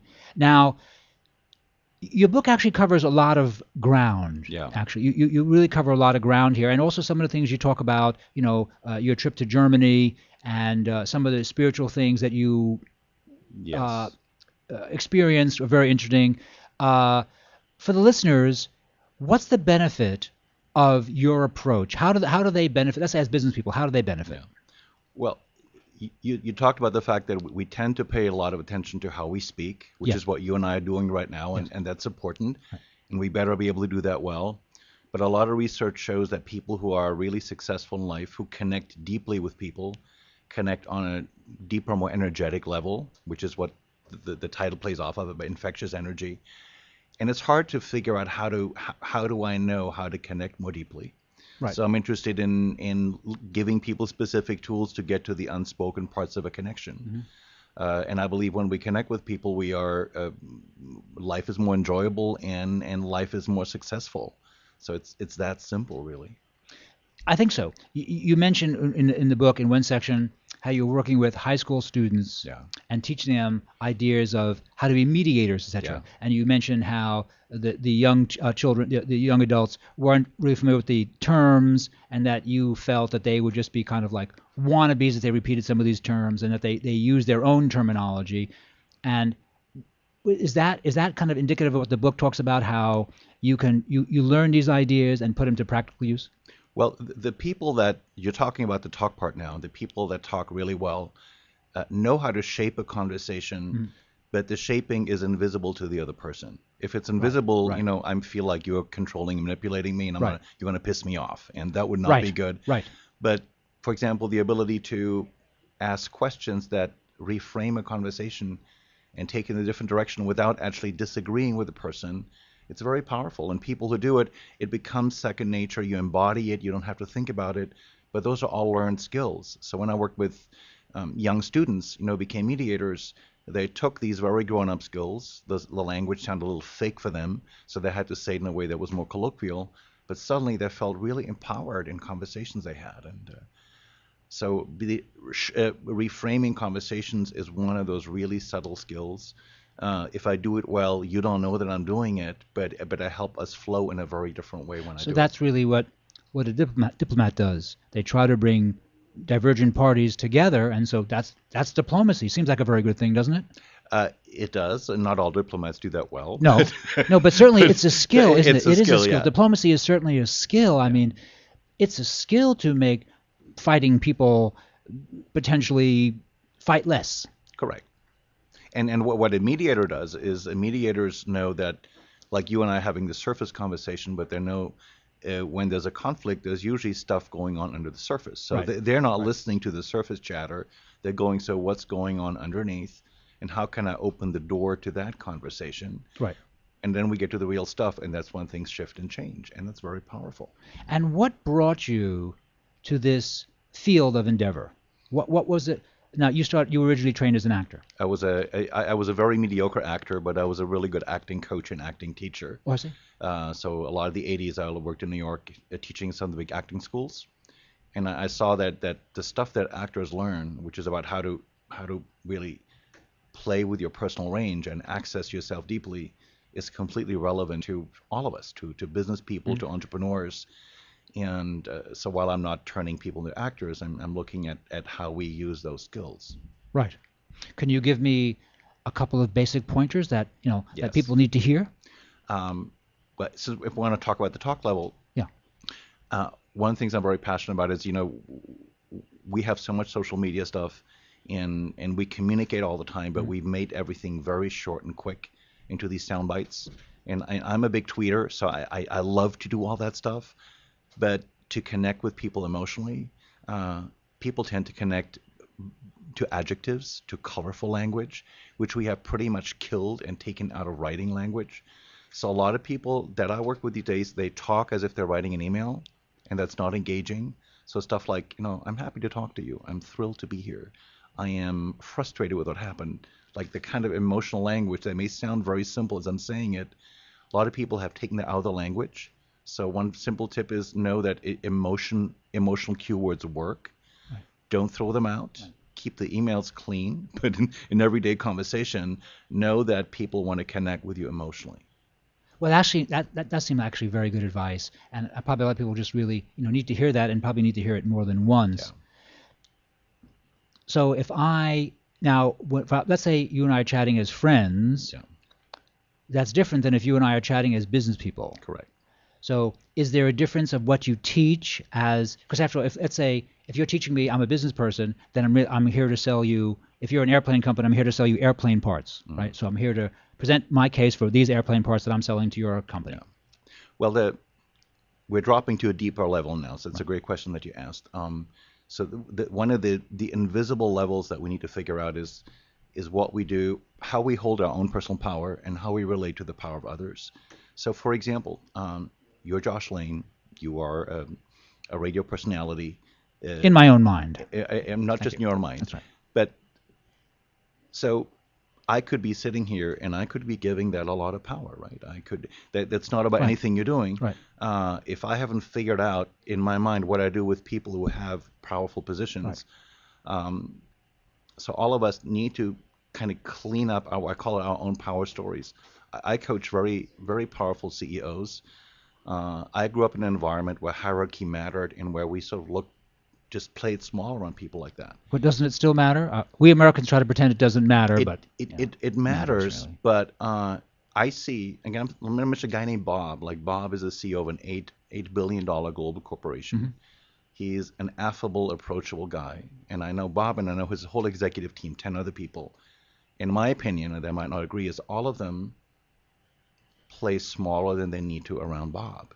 Because Bob is the CEO, not because Bob does something, but they haven't figured out their own power stuff, which means we're already diminishing the possibility of how we connect with Bob, because that's all the crap we're putting on Bob. And that's part of the personal homework that gets to the deeper stuff about how we connect and we don't connect. All right. But of course, if Bob's having a bad day, then you want to stay out of Bob's way, because otherwise you can't pay for the mortgage on the house or the car or etc. So, is there a place also for the idea like, well, I'm working here and I'm really not friends with these guys. I'm working here, and so the deference is justified, because it's not like they're your buddies. You didn't go to high school for them, or they're not your best friend. Well, I believe two things are important. I think healthy boundaries are good, right, in understanding professional roles. I believe if I'm talking to somebody who has a lot more position power like Bob, it can be helpful to really overtly acknowledge it. Give you a simple example. This may sound simple, but I have a woman who works in my business who loves to have the final word in a conversation. If I'm talking with Bob, etiquette says I'm going to let Bob have the final word. And I don't have to have the final word. Sure. That's sort of that sounds obvious, but I see people who don't get that. It sounds like good etiquette, yeah. And so stuff like that. That's one way which I honor him, but I don't honor him by totally editing myself and not sharing my opinions with him, which is the wrong kind of editing around power.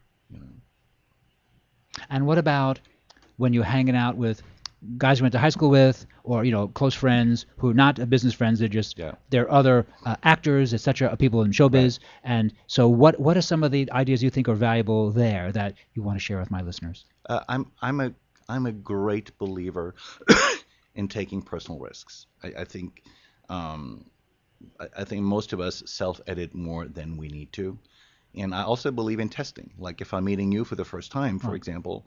I'm not going to unload my whole life story on you, but I'm going to give you some cues. I'm going to see how you respond. Right. And if you respond, then I'm going to tell you some more.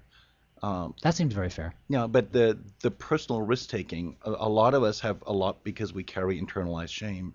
We have all the stuff that we think the other person can't hear, which means we're already limiting the way we connect with people. And in my experience, I'll give you a silly example. Go ahead. I practice alternative spirituality, right? I'm a Hinduist. I go to an ashram, I chant and meditate. And I have no need to tell people about that. Yet I'm often at dinner parties where people talk about going to church and whatever. And at some point I decided, I'm going to talk about what I do. And it's always a win. It's always a win when I do that, because people embrace the fact that my spirituality is different. And it leads to a more real conversation. So me not saying that, which is my story, my silencing myself, impedes the connections, because I am surrendering to the perceived silent majority who are Christians, right? That kind of stuff. We all do it, but once we undo that, but some testing, of course, is good. Well, that seems prudent. To make a little joke, but if you went to a dinner party and Jerry Falwell was there, then obviously you might decide, well, I don't want to mess with him because he just I really can't chat with him because he doesn't really want to hear about, chanting, Hindu chanting, because he doesn't want to hear the sutras. But it's funny. I also have a rebellious part, so I might enjoy just prodding him a little bit. Mm-hmm. That's not one of my better qualities, but I might provoke an interesting conversation with him.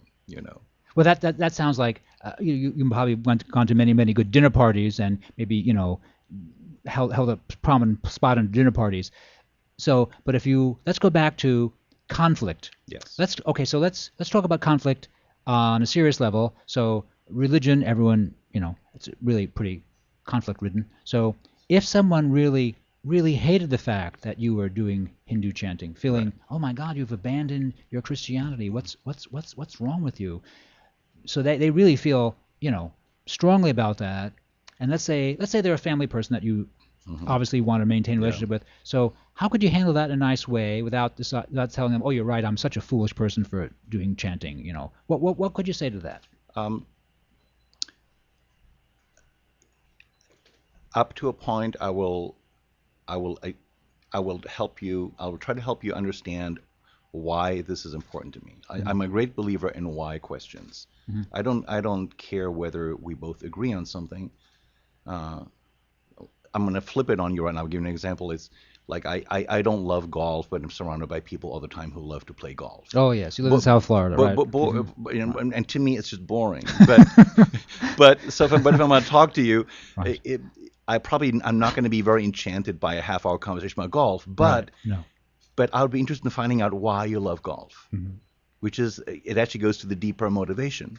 So when we talk about religion now, I don't care whether you like my Hinduism or not, but I'd love for you to understand what I get out of it. Mm-hmm. And that I'll be happy to tell you. And then whether you like the shape of it or not, I don't care. If you continually berate me or say hostile things, I will obviously stop you. Right. I will not indulge that conversation. All right, that seems like a very nice way to handle it. And that was a tough question. I did ask you a tough question. Sure. What else can I do?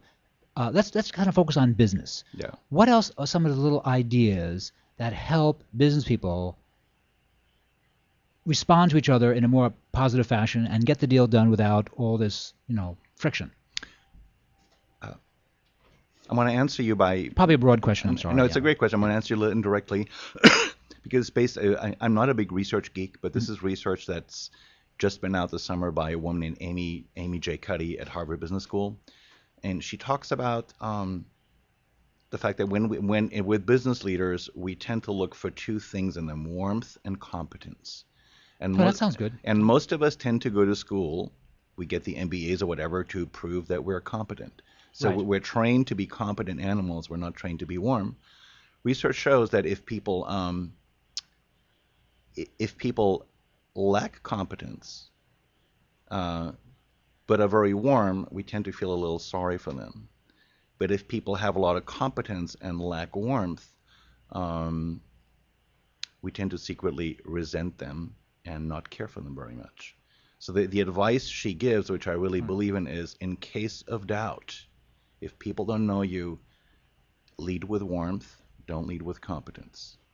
And the best leaders, she mentions Ann Richards, the former governor of Texas, as an example of, she calls them the great leaders are happy warriors, which means they are highly competent and highly warm. She says Ann Richards is a good example of that, and I would agree with that, who exude warmth, are competent, are very passionate. But in new situations, lead with warmth. And that may sound simple because I coach people all the time who don't know how to do that.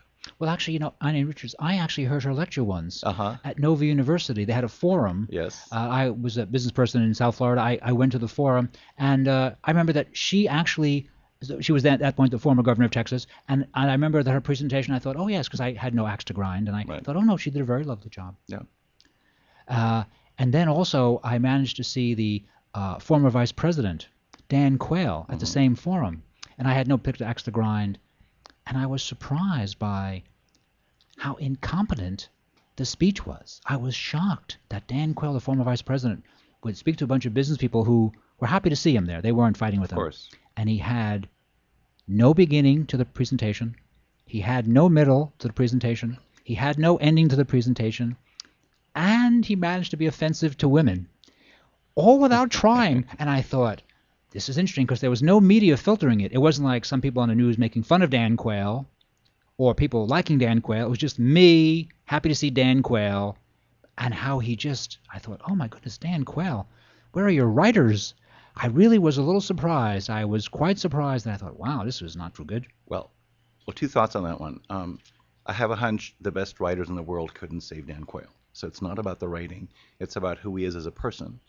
And I don't know Ann Richards at all, but it's well known that she's a long-time recovering alcoholic. She's done a personal homework. I did not know that. I did not know. So she was outspoken about it, and so she has looked at herself.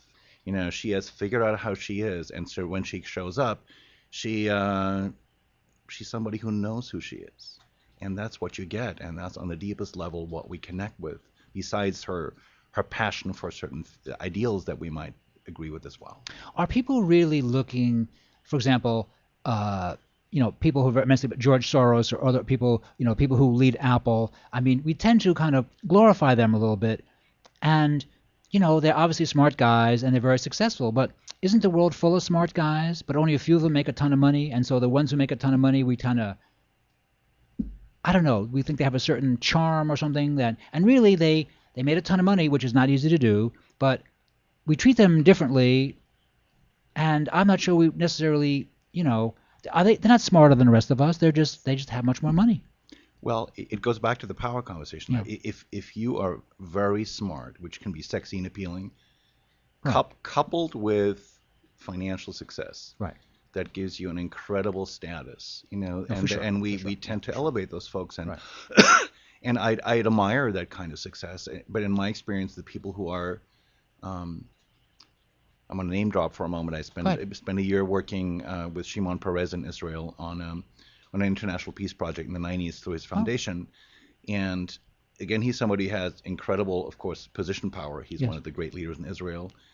He's like a very humble kind of a guy. He is. And in person, when you see him maneuver, I saw him in social situations where he meets people. If he met you, Josh, for the first time, he will look you in the eye. He will not rush. He will listen. He knows he only has 30 seconds with you. He has his handlers who will move him along. He doesn't move around by himself. But in those 30 seconds, he's fully present. You feel like he's interested. Right. And it's not faked. And that's sort of the sense of somebody who's very smart, but has the other stuff figured out as well. Yes, I bumped into a few politicians over the years, mostly in South Florida. And I feel sorry for you, since I live there. well, actually, I was once at a Democratic Jefferson Jackson dinner, and bumped into a politician. I don't want to embarrass him by mentioning his name. I hadn't seen him in fully 10 years. He used to shop at my health food store in Florida, and he actually came over to me and my wife, and he remembered our names, and he was very gracious. And my wife and I, we were so flattered. Yeah. We were so flattered. I thought, wow, he remembered my name, because that's a skill I don't necessarily have, remembering names. And I guess the politicians who go into that line of work have that as a skill. That's one of the skills you have to have. Remember people's names. It seems very obvious, and they can do it. But I thought, and I've seen other politicians who really successfully work a room, and people are flattered.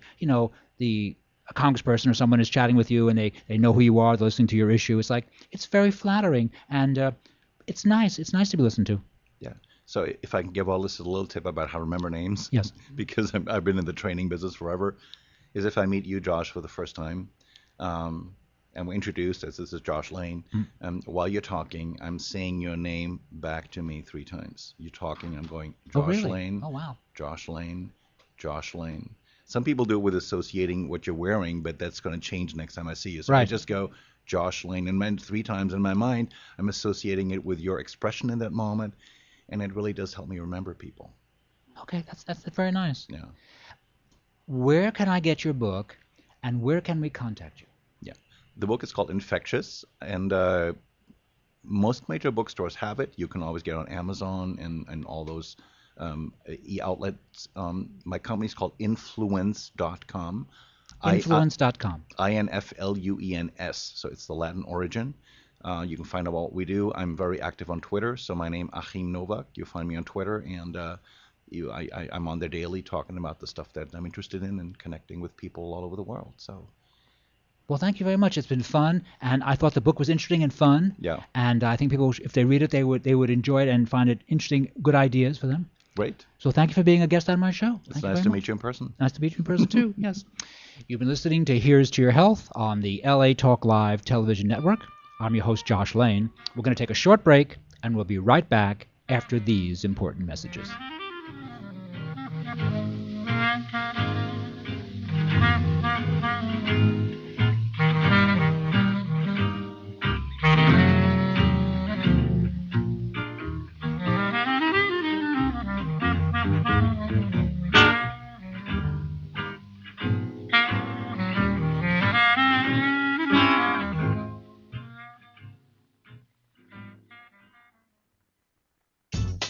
Hi, this is Elena, inviting you to join me every Wednesday at noon for Elena's Beauty Talk and more, exclusively on LA Talk Live. You can also catch us on iTunes Radio, R&B, or watch us on Ustream.tv. Reality radio, handcrafted for your listening pleasure. This is LA Talk Live, and we are more than just talk.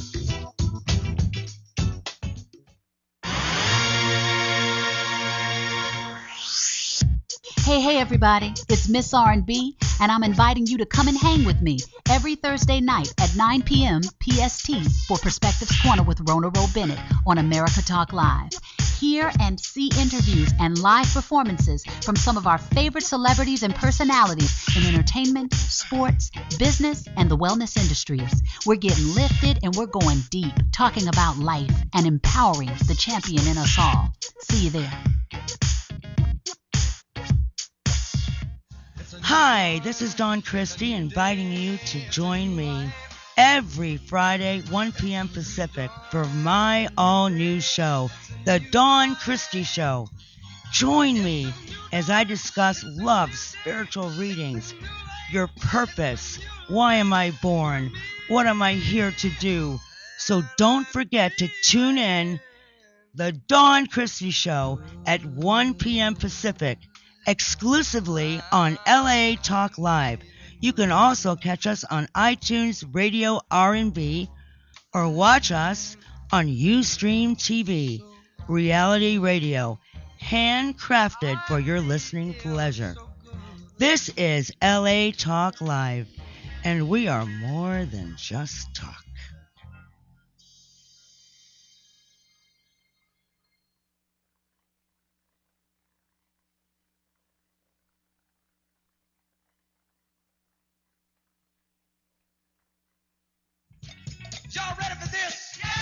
Hi, I'm Jerry Bell of the Daz Band in New Birth. And I'm Brahima Arsalan, inviting you to join us every Wednesday at 2 p.m. Pacific Time for Jerry Bell's R&B Soul Classics, baby. Join us as we play some of the greatest hits of soul and R&B and listen in to interesting discussions with the legends of the music. So don't you forget, join us on the Jerry Bell's R&B Soul Classics. You'll love it. Exclusively on LATalkLive.com. You can also catch us on iTunes Radio, R&B, Live 365, Radio Flag, and now Stitcher Radio. Or watch us and listen directly at LATalkLive.com, baby. Reality radio handcrafted for your listening pleasure. This is LA Talk Live, and we are more than just talk, baby. We're music.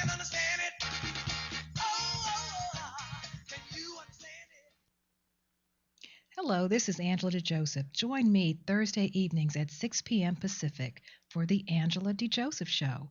Join me as we venture into health, wealth. We're going to give you news, interviews, and entertainment. You can also catch us on iTunes Radio, Live 365, Radio Flag, TiVo Radio, and now live on Facebook. Or watch and listen directly at LATalkLive.com. Reality radio handcrafted for your listening pleasure. This is LA Talk Live, and we are more than just talk.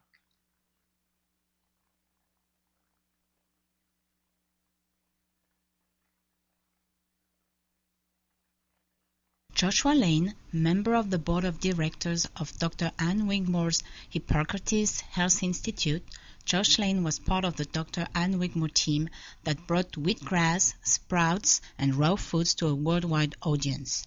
And now the host of Here's to Your Health on LA Talk Live, Joshua Lane.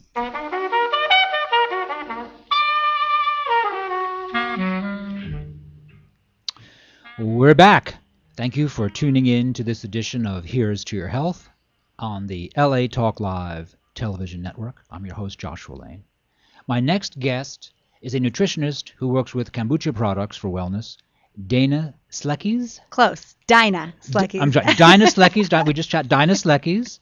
And Slekys is not a very common name, is it? Slekys? No, I believe I'm the only one. Slekys? Okay, very good. And what prompted you to put out kombucha products? Kombucha being, and first of all, tell me, what is kombucha? Okay, that's a good one to start with. Simply put, kombucha is fermented tea.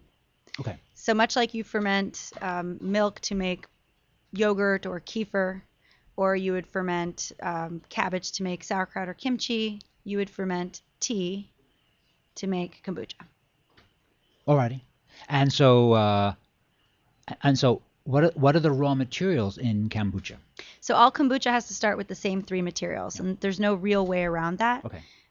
Water. Right. Tea. What kind of tea? Well, we use organic green and black tea. Okay. But you can use an assortment of different teas to infuse the flavor differently. But I believe that the basis always has to be either black or green. Okay, I did not know that. Okay. Mm-hmm. And then the third ingredient is sugar.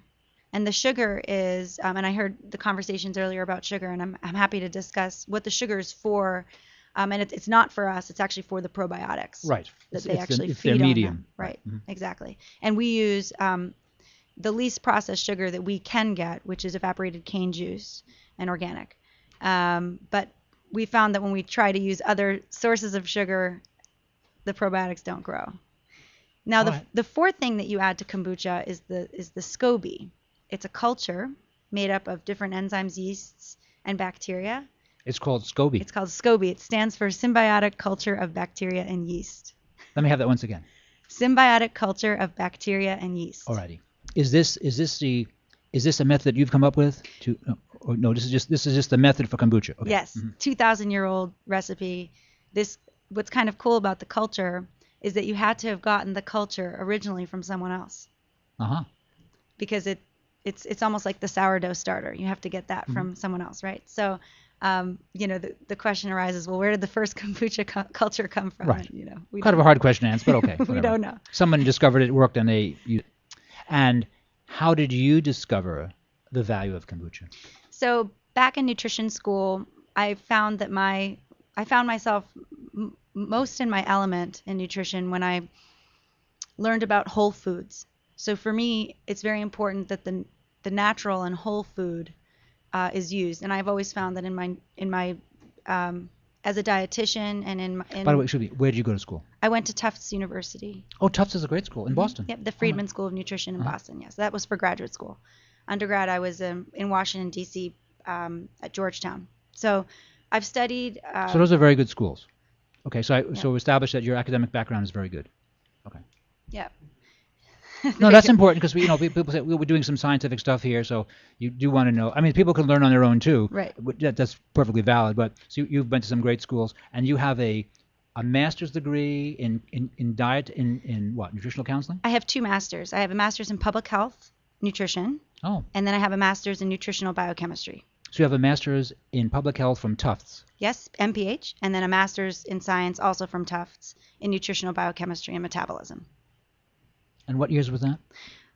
Let's see, 2003 to 2007. And was Tufts a progressive school, in your opinion, on wellness, or were they rather, in your opinion, in retrospect, not as progressive as in what you know now? I'd say in the middle.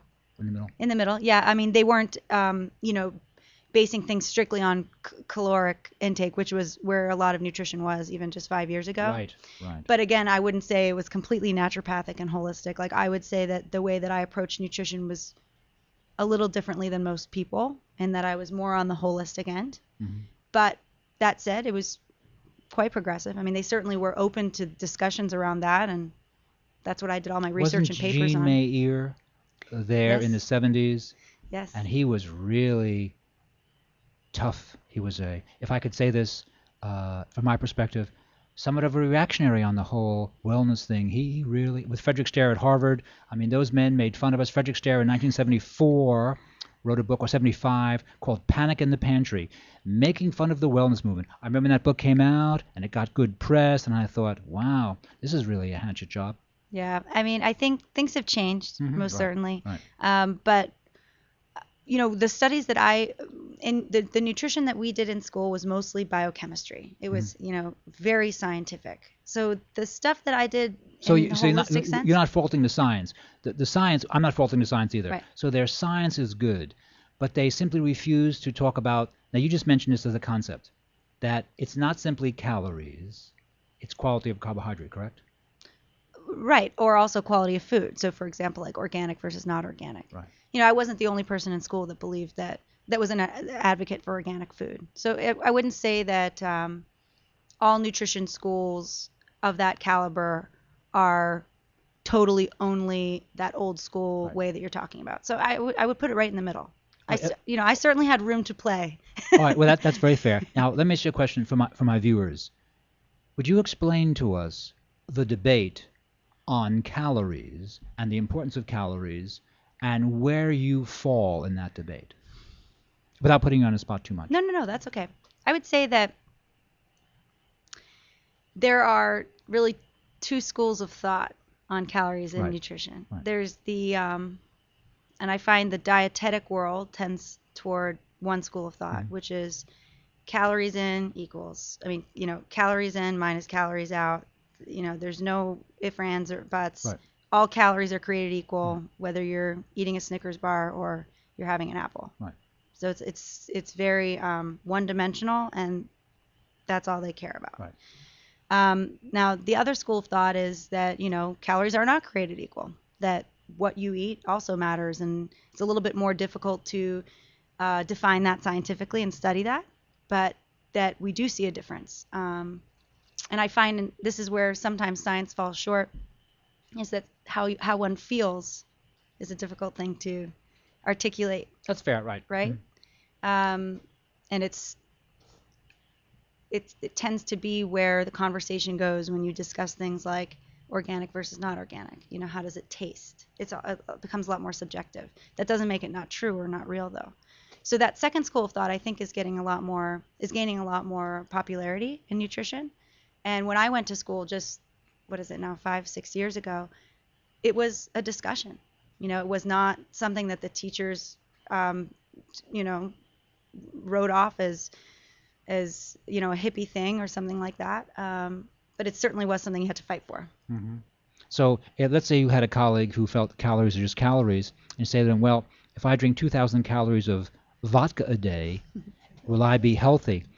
And then they say, oh, you're just making a joke. That's not a serious discussion. But really, no, it is serious discussion, So it is a serious discussion. I mean, I actually had a colleague that believed, her way of teaching people how to eat was simply, you eat 250 calories at lunch, dinner, and breakfast, and 50 calorie snacks throughout the day. And it doesn't matter what it is. It doesn't matter if you have 0 vegetables.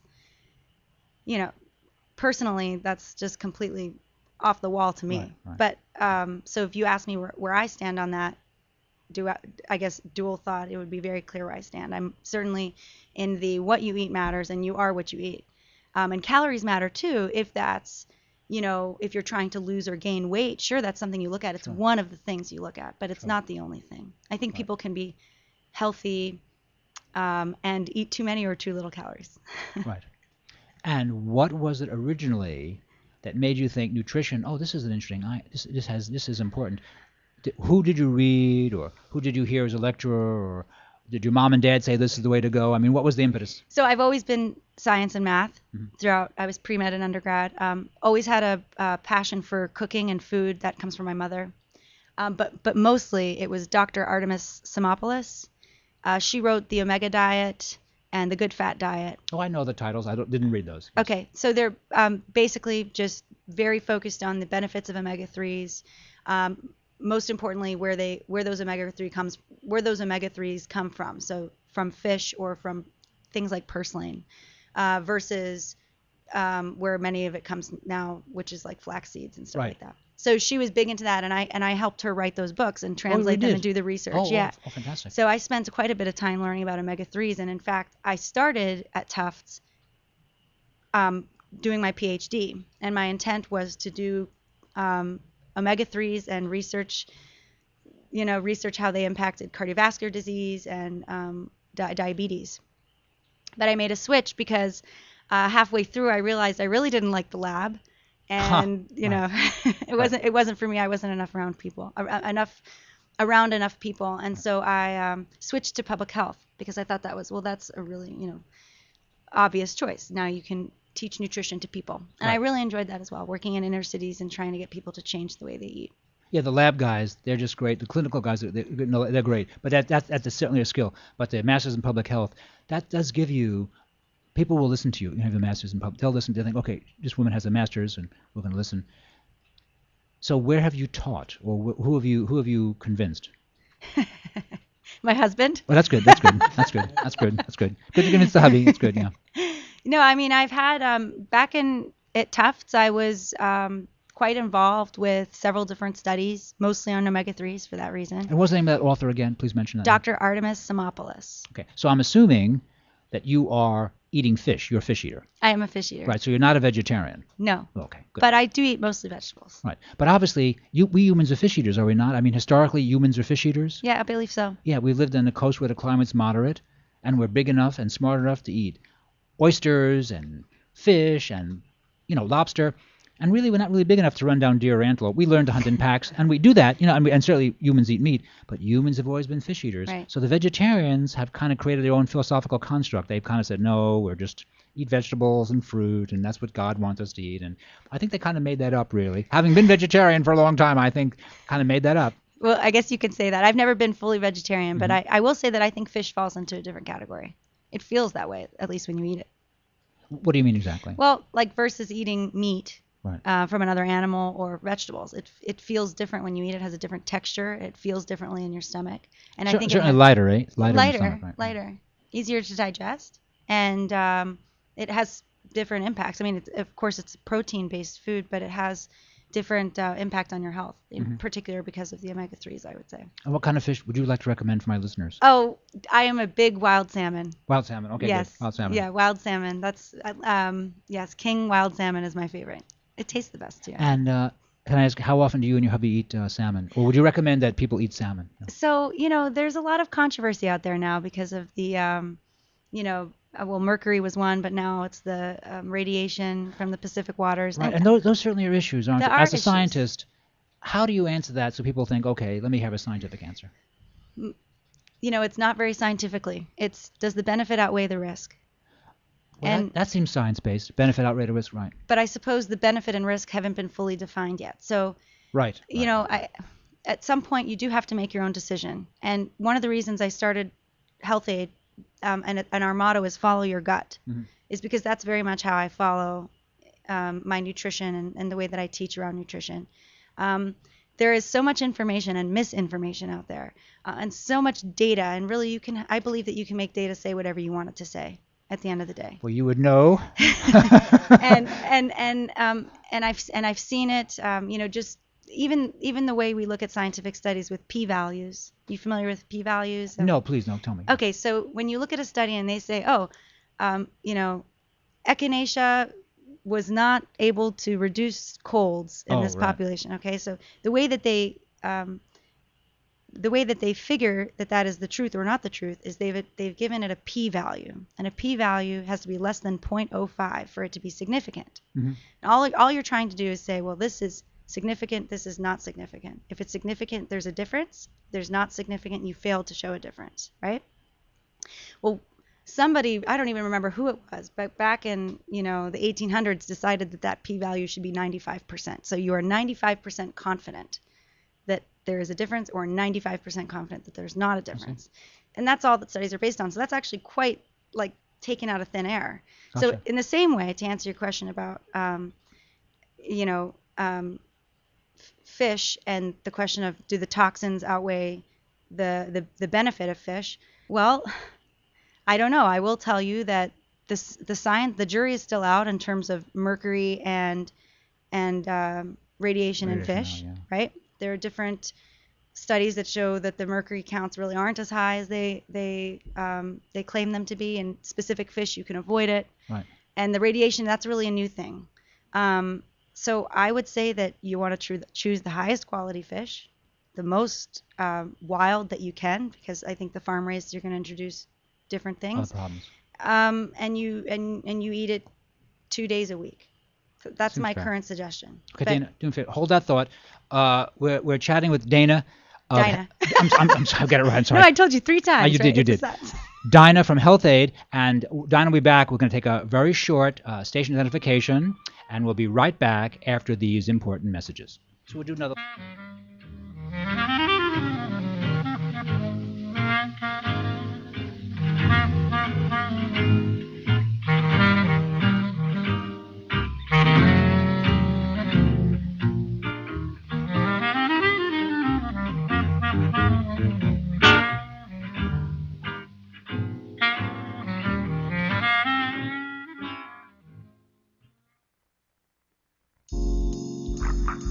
Journey Sisters is an organization that embodies and captivates women from all walks of life.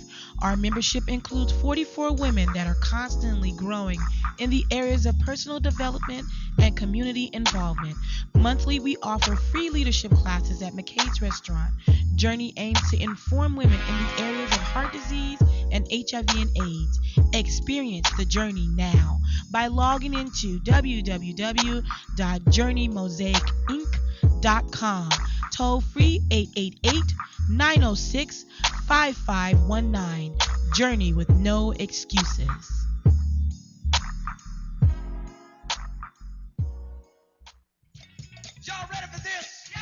Hi, I'm Jerry Bell of the Daz Band in New Birth. And I'm Brahima Arsalan. Inviting you to join us every Wednesday at 2 p.m. Pacific Time for Jerry Bell's R&B Soul Classics, baby. Join us as we play some of the greatest hits of soul and R&B and listen in to interesting discussions with the legends of the music. So don't you forget, join us on the Jerry Bell's R&B Soul Classics. You'll love it. Exclusively on LaTalkLive.com. You can also catch us on iTunes Radio, R&B, Live 365, Radio Flag, and now Stitcher Radio. Or watch us and listen directly at LaTalkLive.com, baby. Reality radio handcrafted for your listening pleasure.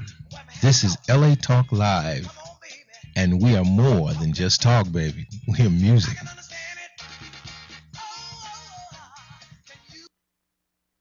Joshua Lane, member of the board of directors of Dr. Ann Wigmore's Hippocrates Health Institute, Josh Lane was part of the Dr. Ann Wigmore team that brought wheatgrass, sprouts, and raw foods to a worldwide audience.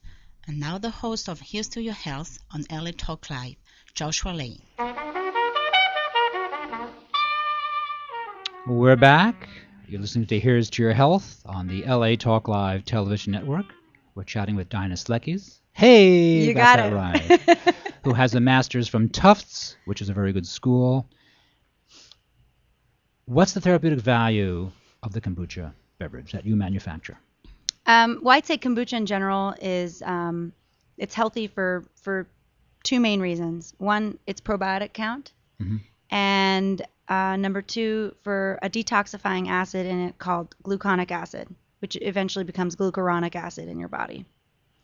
So I think there's probably been a lot of talk around probiotics. I'm sure you're very, very familiar, your listeners are very familiar with probiotics, and kombucha is a natural source of probiotics. Okay. So before, when we discussed what kind of nutritionist I am, and I said I was holistic, that was really my inspiration for starting the kombucha company. Was I wanted to create kombucha the old-fashioned way, not by adding powders or concentrates or anything like that, which is for the most part what's available in the stores. We wanted to make it the old-fashioned way. So we use that culture, the SCOBY. We do a full fermentation, and we flavor it with real cold-pressed juice. So that's kind of the health aid way. Now kombucha, so the probiotics in kombucha are going to vary from batch to batch, as you would imagine, right? Because it's a wild fermentation, so to speak. So it'd be as if you made it at home, but we make it in a commercial kitchen.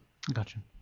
So the health, the benefits of probiotics, of course, range from improving digestion to, you talked today about skin and there's so much evidence now on probiotics. I won't, Right. There is, yeah. beat that horse, but so that's really the biggest benefit. Then next is the gluconic acid, and that's something really unique. Most foods do not contain gluconic acid. Are you familiar with that? I am not. Okay, so basically your liver makes glucuronic acid naturally to detoxify things like heavy metals, even cholesterols, and alcohol, and other toxins actually from your liver. Now, when you're under stress, when you're sick, if you don't eat right, there's a lot of evidence that shows your glucuronic acid numbers go down significantly. You don't actually produce a lot of it, in particular actually in diabetics. But that's beside the point. So the theory is that if you ingest gluconic acid and your body converts it to glucuronic acid, that you would have more of that detoxifying effect. Right. So in particular, those that have high stress or diabetes would probably benefit the most. So I believe there are only like 2 or 3 foods in the world that have gluconic acid in them. Kombucha is one of them. Also raw seaweed. Oh, I see. You mean like dulse? What, kelp? Kelp. More kelp. Because it can't be dried. I believe, can dulse come raw? Like, I've never had dulse. No, it's dried usually. It's usually dried. Yeah. It has to be like raw and essentially like what you get out of the sea. Oh, I see. So you mean like wakame then or something like that? Or, yes, something like that. Which most people probably don't eat unless, maybe Japanese do. Yeah, Japanese. Mm-hmm.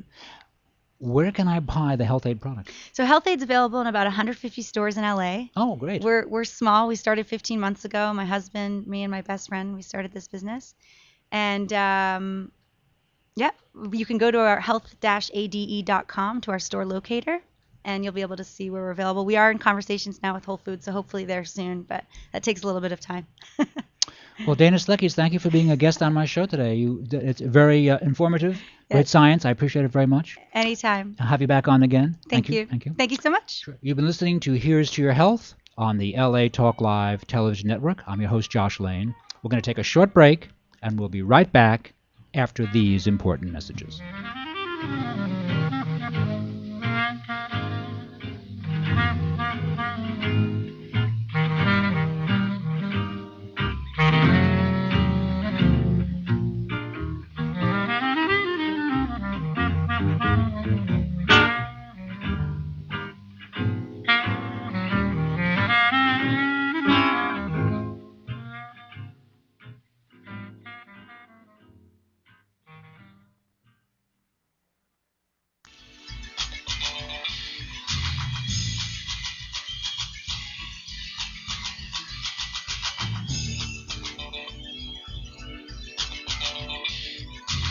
Hey, shout us out. What's the count?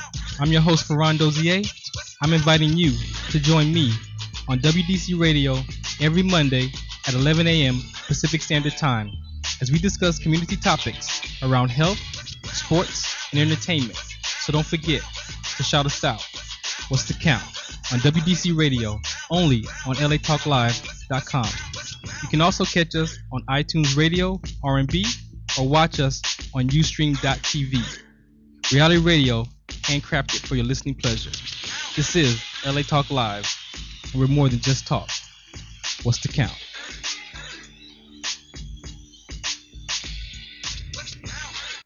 Hi, this is Jean Noel Bassior, inviting you to join me for my new show, The Book Beat, Monday evenings at 6:30 p.m. I'll be talking to authors about their latest book so you can find a fantastic read. But more than that, I'll be talking to experts about how you can write your own book and get it published. So tune in on Mondays at 6:30 p.m. exclusively on LaTalkLive.com. And remember, you can catch us on iTunes Radio R&B or watch us on Ustream TV. Reality radio, handcrafted for your listening pleasure.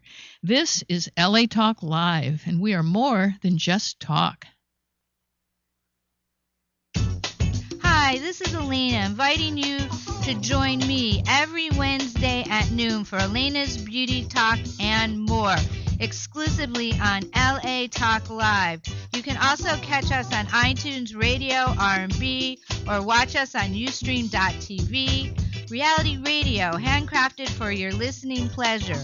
This is LA Talk Live, and we are more than just talk. Joshua Lane, member of the board of directors of Dr. Ann Wigmore's Hippocrates Health Institute. Josh Lane was part of the Dr. Ann Wigmore team that brought wheatgrass, sprouts, and raw foods to a worldwide audience. And now the host of Here's to Your Health on LA Talk Live, Joshua Lane.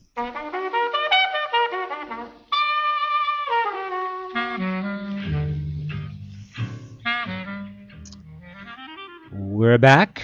Thank you for tuning in to this edition of Here's to Your Health on the LA Talk Live television network. I'm your host, Josh Lane.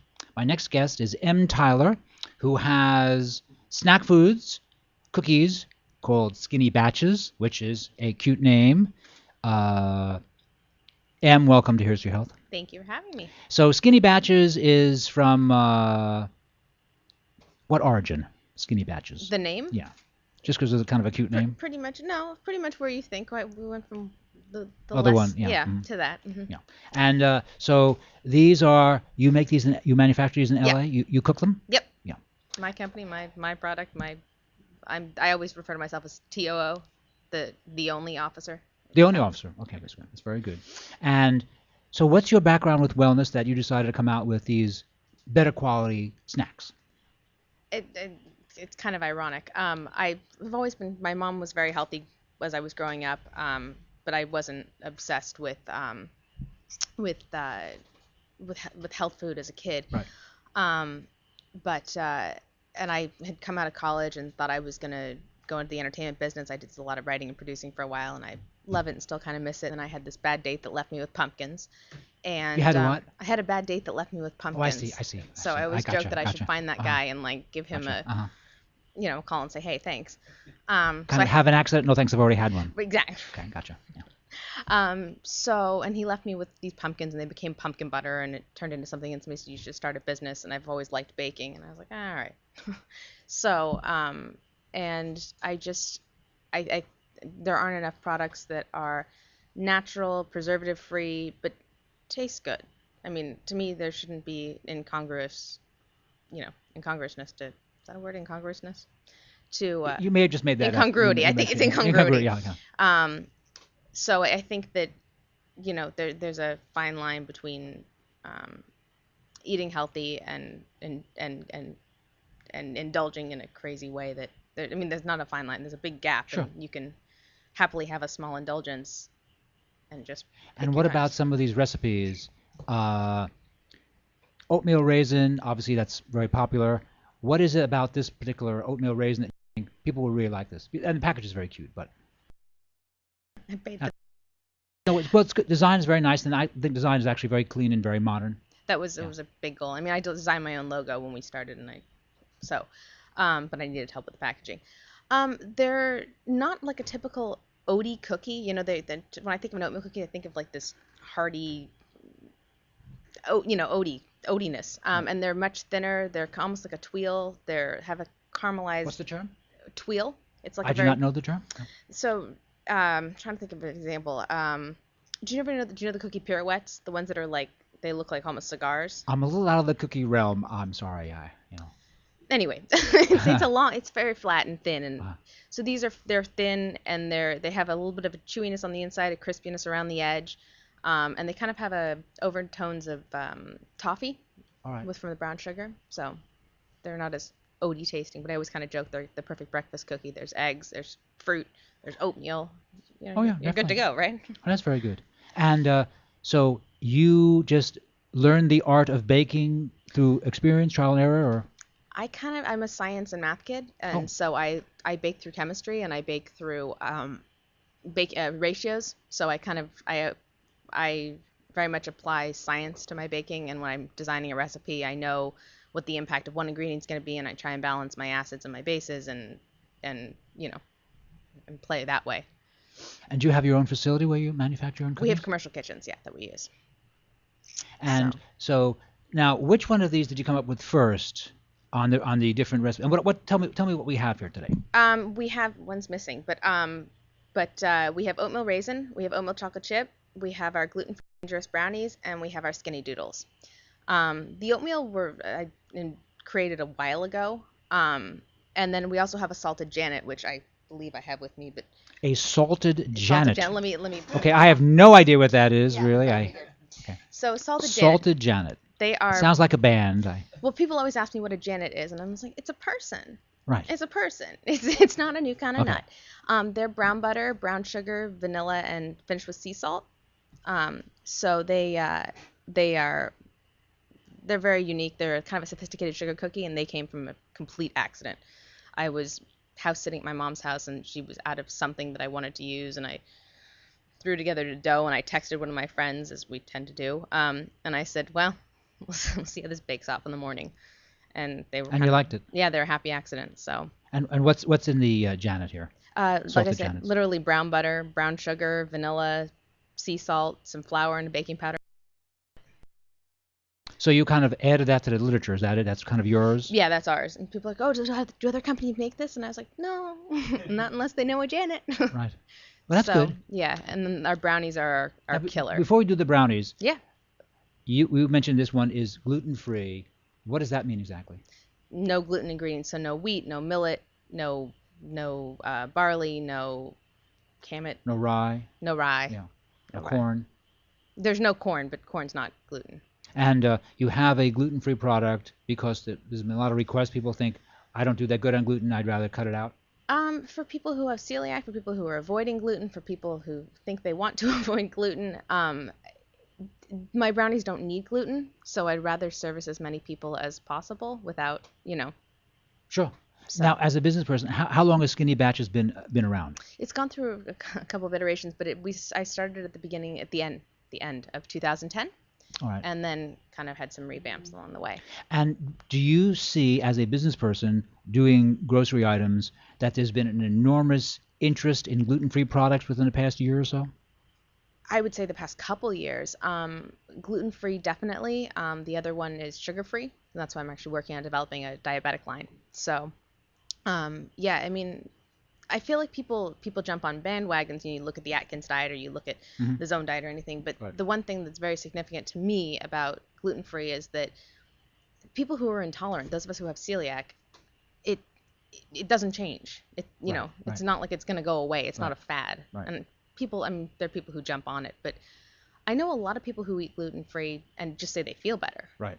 And I don't know if that's half placebo or whether that's I'll try genuine. about people, my age group, and they say, oh yeah, they, cut out the gluten and just, skin is less dry or less aches and pains, or their breath, they're easy to breathe, whatever their symptom is that's gone away. And so people think, yeah, listen, we used to do this, we don't do that anymore. We feel better. You can make fun of me if you want to, but I feel better, so whatever, Yeah, my feeling, I can't stand people who are pedantic about their health approach because there really just isn't one good way to do something. Right. It's very body specific, and some people do really well with high protein, some people do not as well. Right. Right.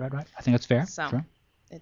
You look at the literature, you look at all the different ways to do it, you try a few out, and you figure what works best for you. Sure. And so in the gluten-free Skinny Batches, what's in it? So I don't use any gums. A lot of people use xanthan gum or guar gum to replace the gluten, and I kind of took it as a personal challenge not to. It's literally semi-sweet chocolate, sugars, cocoa powder, vanilla, eggs, rice powder, and milk powder, and salt.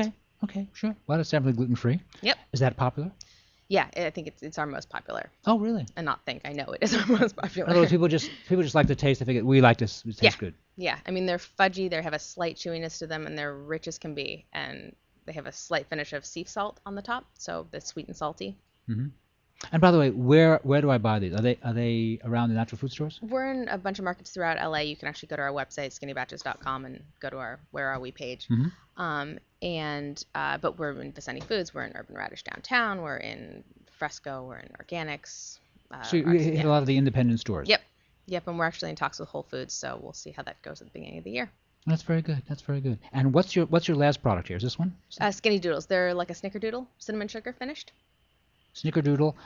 Once again, I have no idea really. Yeah, no, they're coated in cinnamon sugar. They're rolled in cinnamon sugar. Cinnamon sugar. Oh, yes. Probably a big item. Yeah, it's actually the one we released most recently, so it's doing well. Very good. Well, Emme Tyler, it's been fun. Thank you for being on with Skinny Batches. I wish you good success. And you've been listening to Here's to Your Health on the LA Talk Live television network. I'm your host, Josh Lane. We're going to take a short break, and we'll be right back after these important messages.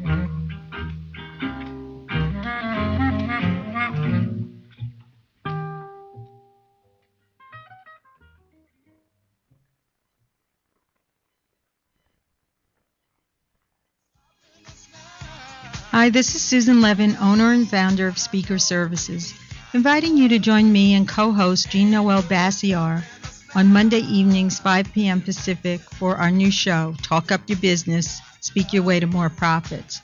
We'll be talking to you about how to use your expertise to grow your business or service through speaking. Our expert speakers and author guests will share their stories and success secrets with you. Don't forget to tune in to Talk Up Your Business Mondays at 5 p.m. Pacific, exclusively on LaTalkLive.com. You can also catch us on iTunes Radio R&B or watch us on Ustream.tv. Reality radio, handcrafted for your listening pleasure. This is LA Talk Live, and we are more than just talk.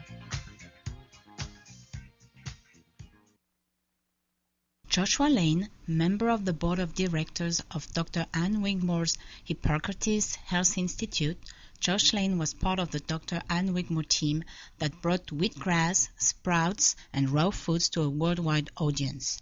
And now the host of Here's to Your Health on LA Talk Live, Joshua Lane. We're back. Thank you for tuning in to this edition of Here's to Your Health on the LA Talk Live television network. My next guest is Michael Fay, the CEO of KombuchaDog, which is the beverages you see in front here, which is a new kombucha beverage for sale. Kombucha is very popular. These are beautifully designed and packaged. Michael, welcome to Here's to Your Health. Thank you. Great to be here. And so, now kombucha is very popular now. Kombucha is very popular. So for my guests who don't really know, what is kombucha? Well, as Diana said earlier, it's fermented tea. And as it ferments, it produces probiotics, acetic acid, glycolic acid, which have detoxifying effects to the body.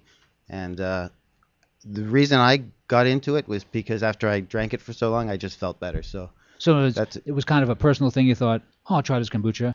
And you decided, no, I feel good on this. Yeah. And then I got really interested in how it was made, why things that I didn't like about the current commercial ones.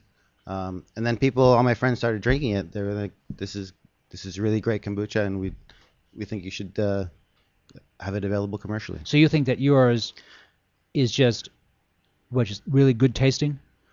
Well, it's good tasting, and it has less sugar. The carbonation is consistent, even though it's naturally carbonated.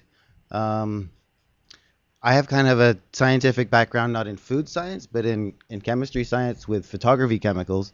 So it was kind of the same kind of analytical mind that led me to my current process. And yeah, I think it tastes better and it feels better. And how long has KombuchaDog been available here in LA? Just since the end of January this year. Oh, good. So we're only in about 45 locations. We're a very small company, 2 people, and we're located downtown Los Angeles. We have half the building is a factory for making kombucha, fermenting, or brewery, and the other half is a photo studio. So. And how do I use your beverage? Do I actually sit down with dinner and drink one of these with dinner? Or do I drink a teaspoon a day? How do I use it? I really like it with food, especially if you're having a salad with a vinegary flavor or a ponzu flavor or a miso. It goes really well with those kind of foods, better than wine does. My mother likes to put it in a wine glass and drink it like that. But I maybe drink six or seven a day of them. So you just drink them just as a nice beverage? I do, yeah. I don't drink them in the morning. It doesn't go well with coffee for me. And I try not to drink a lot of coffee, but definitely not with coffee. But yeah, just as a beverage. And if let's say, for example, one of your buddies who's drinking the kombucha and maybe had never consumed kombucha before, what do they tell you after they drink it? They think, gee, I feel more energetic, or what do they tell you? For me, it's not an instant feeling of better health. I think it's things that are healthy. Maybe it's a pattern to good health. So after I had been drinking it I had a girlfriend who was drinking it a lot, and she was telling me all about it, and I just went, okay, I'll drink it for a while. And then I started to feel better. My skin looked better. I think I was thinking more clearly. So that's how I got into it. And then in 2010, in the beginning of the year, kombucha went off the shelves. Yeah, they did. It was a kind of a big deal, wasn't it, when it went off? Yeah. And why was kombucha taken off the shelves? Well, I'm not sure if it's urban legend or if it's a true story, but Lindsay Lohan, apparently her alcohol detection device went off, and she said it was from kombucha. Yeah, that was hilarious. That was very clever and proud of her attorneys. I'm not casting aspersions, but I did notice that Whole Foods pulled it for a while. Well, nationwide it was pulled, and the legal limit for a non-alcoholic drink in the United States is 0.5%. Yes. And kombucha brewed traditionally is over 0.5% alcohol most of the time. I see. As it's bottled, it can continue to ferment, so the alcohol level can vary how long it's been in the bottle. So then, okay, on the KombuchaDog, is this 1% alcohol? It's between 0.5 and 1%. So can I get a buzz? You can get a buzz, but you can't get drunk. You can't drink enough. So I really can't get into trouble with this? I don't think so, no. Okay. We had my friend Paul. Being flipped there a little bit, but okay, just want to know. Okay. We had Paul, he sat down and drank 12 of them in 1 hour. And he had really? 0.02 blood alcohol level. But you can't drink that much. Like, it's hard to drink 12 kombuchas in 1 hour. Was that a competition or something? We just wanted to see if you could get drunk from it, and you just. And he volunteered? He did volunteer. And so 0.02 is how much? I mean, what is the what's the number when you're drunk? That's 12 of these, so that's more than 4 of what we're looking at right here. What is what? What's the legal limit when the police are unhappy with you? For driving? Yeah. 0.08. And it just went up to 0.02. Yes. So you were well below. There's no problem. Yeah. Okay. So 12 of them would be similar to 1 beer. Okay. That's good, because I did not know, and frankly, kombucha is pretty popular now, so people really are happy to drink it, but probably don't know much about it, quite frankly. So. Yes, it is. I would guess maybe 3% of the United States population even know what it is. 3%? Well, 3% is actually a pretty good place to start. Yeah. How long have you been drinking kombucha yourself? Since 2005. All right. So when it went off the market, that's when I had to start making it, because I had been drinking it for a number of years at that point, and I didn't want to go without it. And you have a design. You're a photographer. Yes. Did you go to school for that? Yes, I went to Art Center in Pasadena, and then was an advertising photographer for many years. I did portraits of athletes, mainly. I did a lot of pictures for Nike and Nike Golf, especially. So yeah, I had a nice career doing that, and now it's time to move on and do something different. As I mentioned to you before you came on the show, I think the labeling and the photographs are fantastic. Oh, thank you. They're just exactly right. Whatever that means exactly, they're just exactly right. And they look different from other stuff. But they look enough like an exotic beverage, people think, oh, this is an exotic beverage. So very, very good choice of the photographer. Oh, thank you. Thank you. Okay. It kind of just came across naturally. I was making it in these bottles because there's a bottle store down the street, and these are nice bottles, by the way. Thank you. Nice bottles. And I had been asked to photograph some people's dogs, so I had them all come in one day, and I had these giant pictures around, and I was making the kombucha. This is before I had intended on making it, and I put the dog on the bottle, and a month later I was like, I should be using homeless dogs and try to use this real estate in a commercial space in a good way. So that's kind of just organically all worked out, came together. Yeah. So literally the dogs you have on display, these are homeless dogs. And is there a center in LA that you kind of work with so people get adopted dogs? Yes, we've worked with quite a few foster programs. If we use if we get dogs from the SPCA, they're only guaranteed to live 6 days in Los Angeles. Oh, really? So what we do is we get people who has foster rescues, and some of the ones we use are adogsliferescue.org, adogsliferescue.org, yeah. Animal Advocates Alliance, and Welcome Home. That one is also .org, and Welcome Home Dog Rescue. And these are people that volunteer to take care of dogs until they get adopted. So they'll go to the SPCA, take a dog from a kill shelter, and take care of that dog until someone else adopts them. So what we do is bring the dog down to the studio, we photograph them, put them on our website. If you go to KombuchaDog.com, you can choose the dogs that are on the labels currently. I think only 2 or 3 of the dogs on the label here have been adopted. In about 3 weeks, we'll have all new dogs and all new labels. Oh, really? Oh, that quick? Yeah. Oh, I see. Well, these have been on for about a month and a half now. So as the company grows, hopefully we'll be able to get more dogs on faster. But we're just 2 people right now, so it's quite a lot of work to. And can I ask, what's the caloric value on these? If someone drinks these, do these make you fat? Well, I have different theories about calories in, calories out. But there's about 3.5 grams of sugar. 3.5 calories per gram of sugar. Yes. So there's about 36 calories per 8 ounces of this drink. Oh, that's nothing. The sugar we use is raw sugar. So hopefully it still has enzymes and that are still active and helps your body process the sugar. Just so I think sugar from a raw orange is much better than high fructose corn sugar. So I think there's a difference in sugars. And yes, I think so.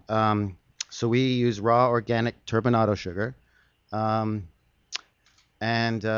it's very low in sugar. Most of the sugar has been used by the fermentation. That's right. So and low in calories. The reason you add sugar is the probiotic action needs the sugar as a medium for growth. Is that correct? You can't ferment without sugar, whether it's beer, wine, whatever it is. It has to use sugar is what it's eating or using to ferment. So things like stevia and all those type agaves don't work well. Work for you. No, they don't work well for fermentation. And are there different?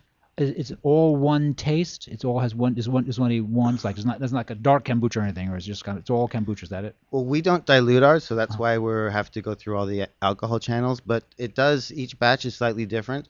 It has the gluconic and acetic acid.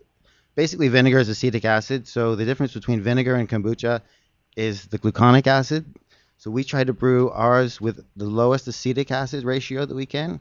That's the way we get a better, smoother flavor and hopefully more of the detoxifying effects that Diana explained about the gluconic acid in the liver and the glucuronic acid. Right. So Diana did a very lovely job. But so why don't you tell me once again for my listeners, what is gluconic acid? Why do I want it?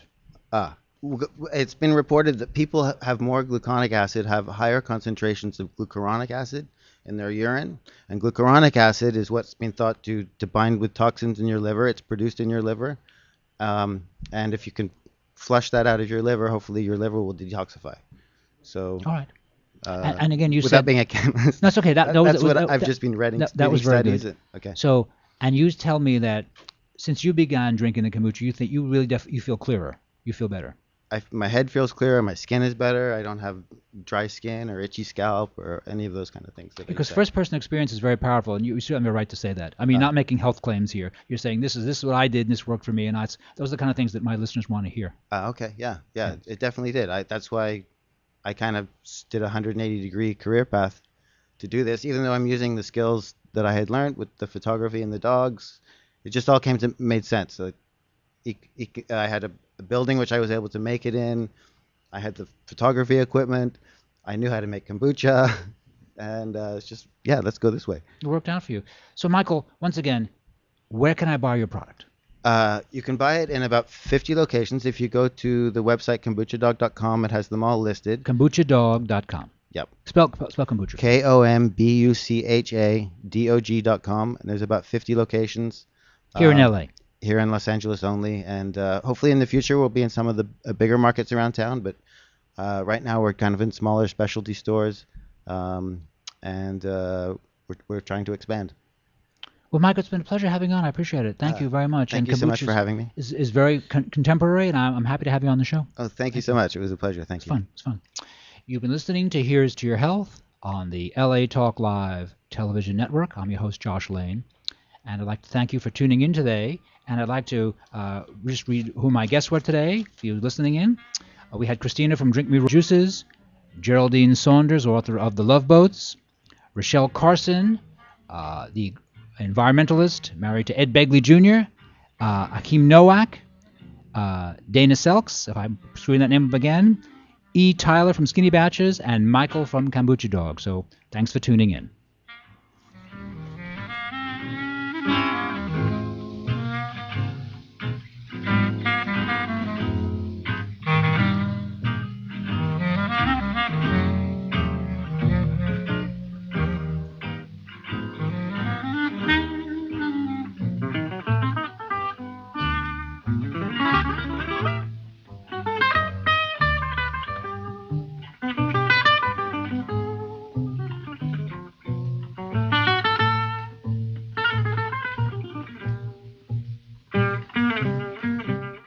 You are now tuned into LA Talk Live. We're more than just talk. Don't go anywhere. Stay tuned.